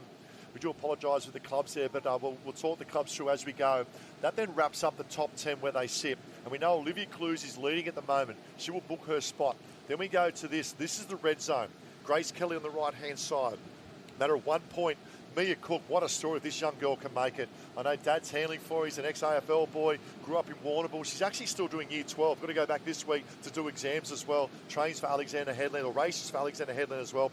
Pippi Papania, Ray Wood, Smith Welsh, Manafay, Whitney, Reese, Slavin, and then that Bender, who's unfortunately retired. This is on, game on, swim leg. Look at them starting to congest now. Oh, isn't it ever? They are really congested right now. And remember, everyone is so fatigued. They're so fit, but they've been doing so much. And it's also getting hotter and hotter throughout the day. So the girls, hang on there. You've only got about 6 minutes of this race to go, halfway through the swim, and then we finish off on the ski leg. And for me, Ty, looking ahead after this swim coming through, is the running in with that big ski right into the shore dump. I think there's going to be a lot of distance really made up in that time. Lily O'Sullivan leads, but 2 big movers. Right-hand side now. That's Pippi Tapania making her presence felt, the young under-17. We know she's leg fit as well. And Gemma Smith-Welsh, the red cap, the yellow and the black of Sunshine Beach, under the guidance of one of our Ironman greats, Wes Berg as well. Gemma Smith-Welsh, we know how well she swims, but it's Lily O, the world ocean swim champion, or surf race champion at the moment, goes around in clean water. Gemma Smith-Welsh now up on the inside. Now, Courts, you've won a number of national surf races. What are they looking to prepare this last third of this race? Oh, this is your last swimming going through. You would get that 6-beat kick on right now. So you can set yourself up and kind of, I guess, have that, you get that first opportunity, that first wave. So try and dominate this last 100 metres coming through. So kicking, you get the opportunity to milk the waves. You don't have any wash in front of you. So at the moment, I'd hit that 6-beat kick because you've only got 1, 2 run, short transition runs, should I say. So this is where it's all, everyone's hurting. That's what I'm trying to say. Everyone is hurting, so why don't you just push a little bit more pain? Oh, exactly. You've got to dig deep, and here we go. That's what Iron Person Racing is all about. And once again, a big thanks to that of Shore and Partners, to RaceOne and Engine, Swimwear and Swim Gear. Up and about Lily O'Sullivan at the moment. Another good move as well. And Lily O'Sullivan has grown up with a girl called Charlotte Cross. She's also a club mate here as well. Fitting up. Charlotte Cross is 5th on the points at the moment. He's now swimming her way up into about 4. Pippi Tapania from Newport in there as well. And another massive move for Northcliffe. Northcliffe now starting to come through. I'd say that could potentially be Bella Williams. They're swell building out the back. Ty, I can't believe this is going to change up so much. We just see in the top of that, it looks like Burley, Northcliffe, Burley. We'll get those caps up in a second. Get down, hold your breath, do everything you possibly can. It kind of fades out a little bit here, but if you can milk it as best as you can, to try and get those metres. We might have our front runner out in front. No, out on the south side, actually, we have. Will pop up in a moment. Yeah, had a little bit of a wobble, didn't it? So up in Lily O'Sullivan there in one. That's Bella Williams. What a swim. What a swim for Bella Williams. And Gemma Smith, there we go. Gemma Smith from the right-hand side. Let's have a look at the context of points. Now, obviously had a very good, she's 4th overall going into race 3 at the moment. Can I tell you something as well? She's going into a favoured leg of the ski. This is dangerous for Gemma Smith. Coolangatta Gold champion, world champion on the ski. She's got too many titles to call right now. She going into her best leg with a lead. You cannot beat that. And she made the effort to go to that south side. We saw TJ Hendy doing that, and it works for her. It looks like such. She's just got a couple of stories to get through, but she's so strong on that ski that I love that. How excited would she be right now going into my best leg? Yeah, most definitely. And what a great human she is as well. School teacher there on the Central Coast, and well, has been a part of the series, been a podium finish on the series as well, went away and chased out of ocean, kayaking and ocean racing as well. Look at this in terms of context of points as well. Skis upside down at the moment, not the place to be. It's all Gemma Smith out in front. She'll qualify if she sits where she is at the moment. Lily O'Sullivan, they're sitting 3rd and 4th on the overall point score at the moment. And as they sit at the moment, they will be back in the series, and so great to see. This is all the action from 3 to 20. And unfortunately, some of our under-17s just getting held up at the moment. But Gemma Smith, what an exhibition of ski paddling, and Lily O'Sullivan sticking with her. Oh, beautiful. That's really smart by Lily. You'd see Gemma Smith in front and think, you know what, this is a really good spot to sit right in here. So those two girls, they've got some great points on the board. For me, it's more on the screen at the moment. We see Annalise Kibble in there, Gemma Smith-Welsh. This is where it's going to get really, really tricky. Yeah, Annalise Kibble, right-hand side, so she'll look to book her spot as well. Olivia Clues, far left-hand side, trying to go. Bella Williams there as well. Grace Idaho, I can see at the back of that pack, needs probably another result. Zoe Woods from Alexander Headland as well. Zoe's sitting in 8th position coming in this race as well. She can get a top 8 finish. She'll book her spot in the professional series with her sister as well. What a moment for the family. But look how congested this is in the context of a massive day yesterday. 3rd round from the Enduro this morning to traditional, now short. Points at a premium, so much at stake, so much on offer. Oh, there is so much at stake. I tell you what, the boys that are in at the moment will be happy days watching. Also, the girls that were top 5 in that race, they're probably looking at this thinking, oh my goodness, I'm so glad I'm not out there doing this right now, because it is tough. It's nerve-wracking times. The nerves reset, but for Gemma and Lily at the moment, they would be feeling good. They want to still get themselves in there. Gemma Smith, she's just extending at the moment and looking really good. I think for Gemma, as much as she didn't probably want to do the trial, how good. She's been out of the sport for a few years now to get this racing under her belt before she races at Wanda. Yeah, love it. Look at this from round 1 there at Wanda, and obviously we go to Newcastle, wrapping up there at North Burleigh. And it's a new format as well. It is so exciting, the Shaw & Partners Iron Series. Obviously, this is the trial that's brought to you by RaceOne Surf Club. And look at this. Gemma Smith, you have booked your spot. Lily O'Sullivan, you have also booked your spot. We'll pan out now and have a look to that. If we just start pan out, and we can see the chase back, because this is points at a premium. I think that's Olivia Clues at the moment. If Olivia Clues stays where she has booked her spot. And what a moment for the Clues family. I was actually went through the state teams with the dad, Michael Clues, many years ago. Been heavily invested since the 80s and 90s, and also coaches the youth at Newport as well, from moving up from North Curl. Curl was originally from Manly. And we can see at the moment, it is that of Lily O'Sullivan will bank 20 points as they come round. Gemma Smith, no, she's done enough as well. What a moment this is as they come in. Lily O'Sullivan, she's back and has booked her spot. A huge congrats to that, Leo. So Gemma Smith is in. Right, this is it. Points for premium now, courts. Where is all the action as they come in towards the beach? And it looks like Olivia Clues, I think that's coming in. And you know what? She's done enough. She has done enough to book her spot. Wait till you see the smile on the dial of Clues coming in. Oh, Bella Williams, Annalise Kibble, Charlotte Cross, they're booked their spots as well. We then go back, Gemma Smith-Welsh. It is a numbers game. Lily Finardi at the moment was sitting in 6. Bella Williams has booked her spot. Lily Finardi was sitting 6. We need to hold Charlotte Cross with Lily O'Sullivan. They are in the series. Number crunch. Oh, poor Zoe Woods was sitting in 8th position. Unfortunately, she went round about 10. You can see the disappointment. So unfortunate for such a young girl and such a young, a phenomenal young athlete to fall just short. But the likes of Zoe Woods, Katie Reese as well, they are so young. They're still in the under-17s. They have such they've got such a future ahead of them. I think it's fantastic the fact that they've got themselves in this top 25 on the Sunday. Next year, they will be bigger and better, and they will just have that experience as well. So Ty and I just behind the scenes at the moment, just having a look at the points. Wow, the calculator's in action. It's heating up. Claudia Kelly, I believe, has done enough as well. Probably didn't have the race she wanted then on that.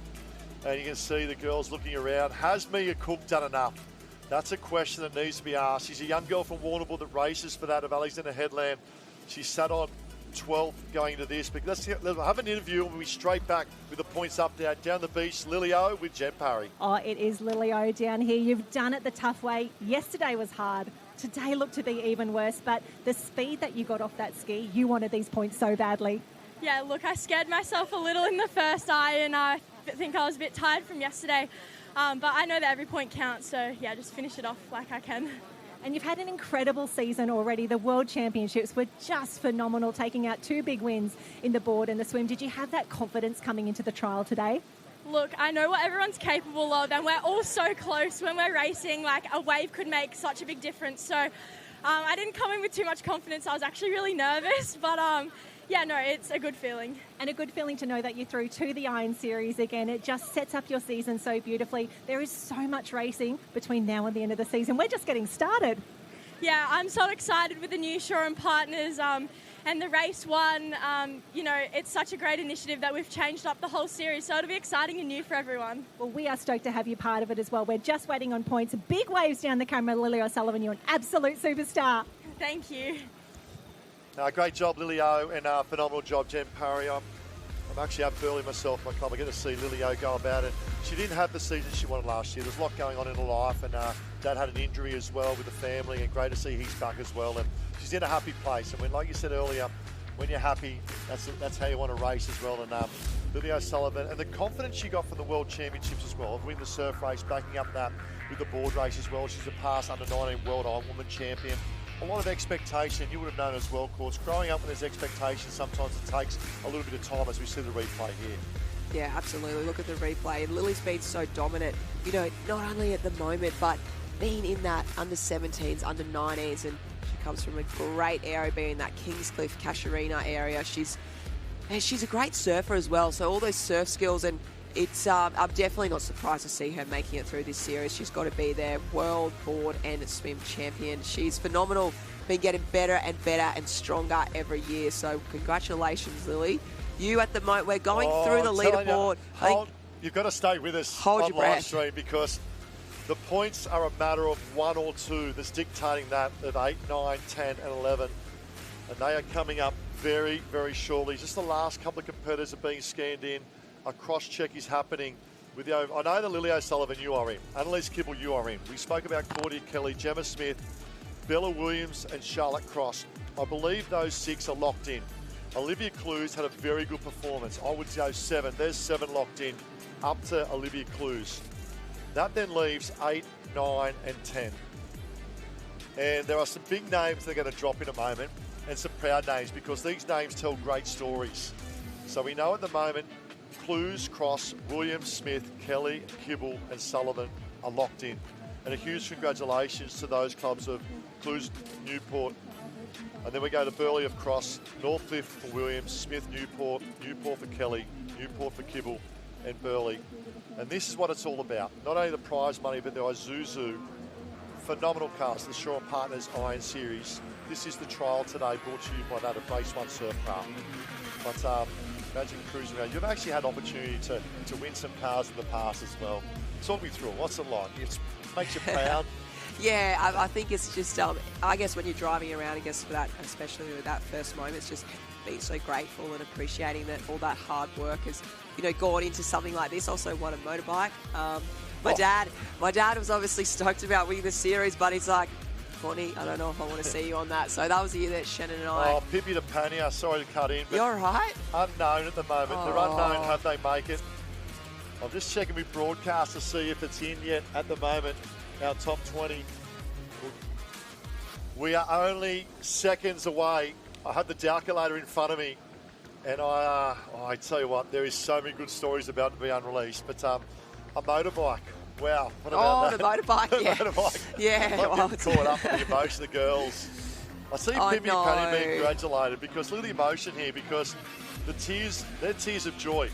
Because on the calculator, I have Pippi de Pania in my top 10, but we are going to hold.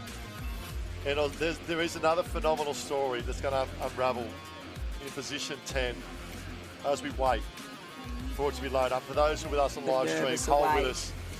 Now, we spoke about the top 7. They're locked away. Sullivan, Burley, Kibble, Newport, Kelly, Northcliffe, Smith, Newport, Williams, Northcliffe, Charlotte, Cross, well done. Burley, Hesmo Bay Park. Olivia Clues, they are locked in. That's the next 3. You can see them, have we done it, the smiles. And then getting around Pippi de Pania, because I'll tell you, I've got her ranked 9. And that leaves 2, position 8 and position 10. But I just want for the official to come through off the calculator. And for those who are joining us, a huge hello, because this is the trial. And it means so much to these athletes. We started, well, there you have it. And that is the 10 I selected. And let's go from that of 10 to 1.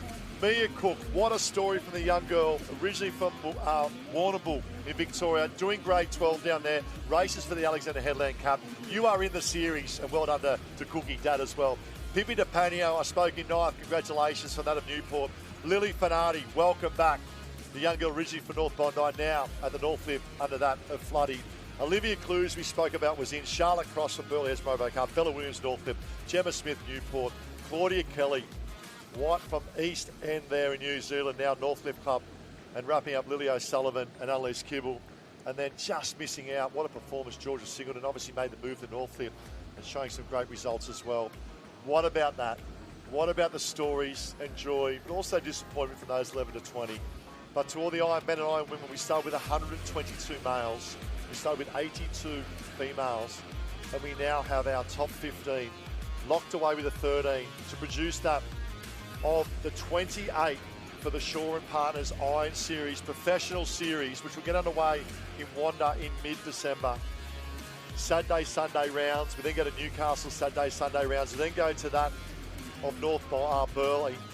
And what a spectacle it's going to be. It's a great club, the North Burleigh Club. It's a bit of an open beach too. And they will then have their rounds. We start with 28, we go to 22 after the first 2 rounds, down to 16, to 12 for the Sunday shootout. And the joys of Lily Fanardi. You are back, Lily Fanardi. The disappointment of last year. You can see Lana Rogers there, training partner, congratulating her. She is unbelievable. I'm so relieved.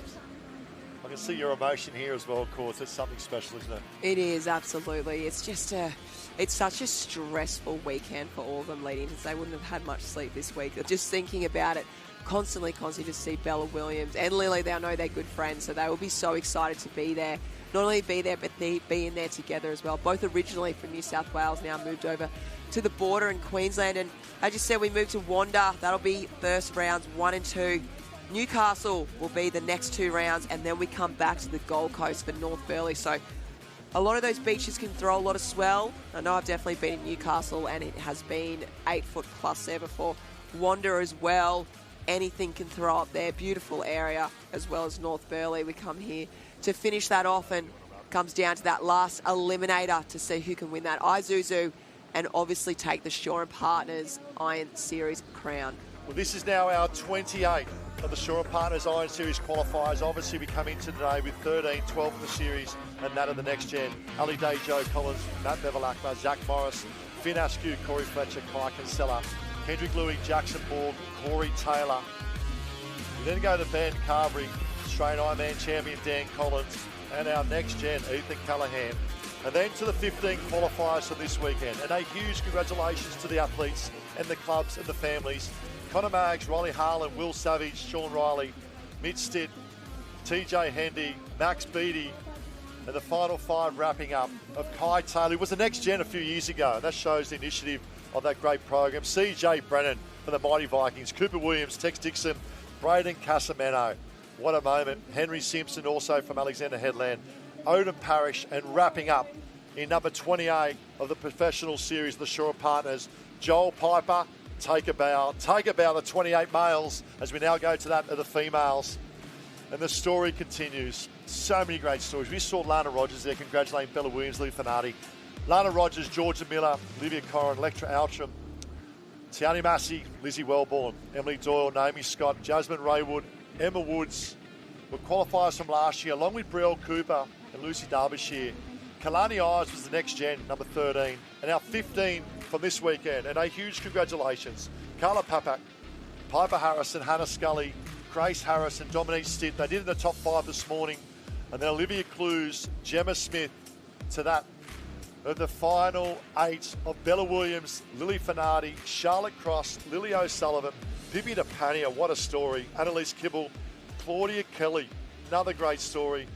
And I've got a soft spot for this young girl all the way from, she's trained in Warrnambool her whole summer of the last few seasons. Of Mia Cook, take a bow, the 28 of the fittest and fastest surf sports athletes in the world of the Shaw and Partners Iron Series. And look at that, the smiles on the dials say it all. Oh, they will be feeling so happy and excited. And we saw all the emotion going down there. But look at all the girls. Big, beautiful smiles. I absolutely love it. Congratulations to the Iron Women and Iron Men. On behalf of all the team here, Courtney Hancock and myself, that of Ty Dowker and Jenny Parry on the beach, there's been a phenomenal weekend of trial racing. To Shaw and Partners, to that of RaceOne and also to Engine. And for those on live stream viewing with us, a huge thank you for being a part of this special and inaugural trial event being broadcasted live stream as well. That is now a wrap from us, but please sit back and enjoy the highlights of the last 2 days, and we look forward to seeing you in round 1 at Wanda in mid-December. Thank you.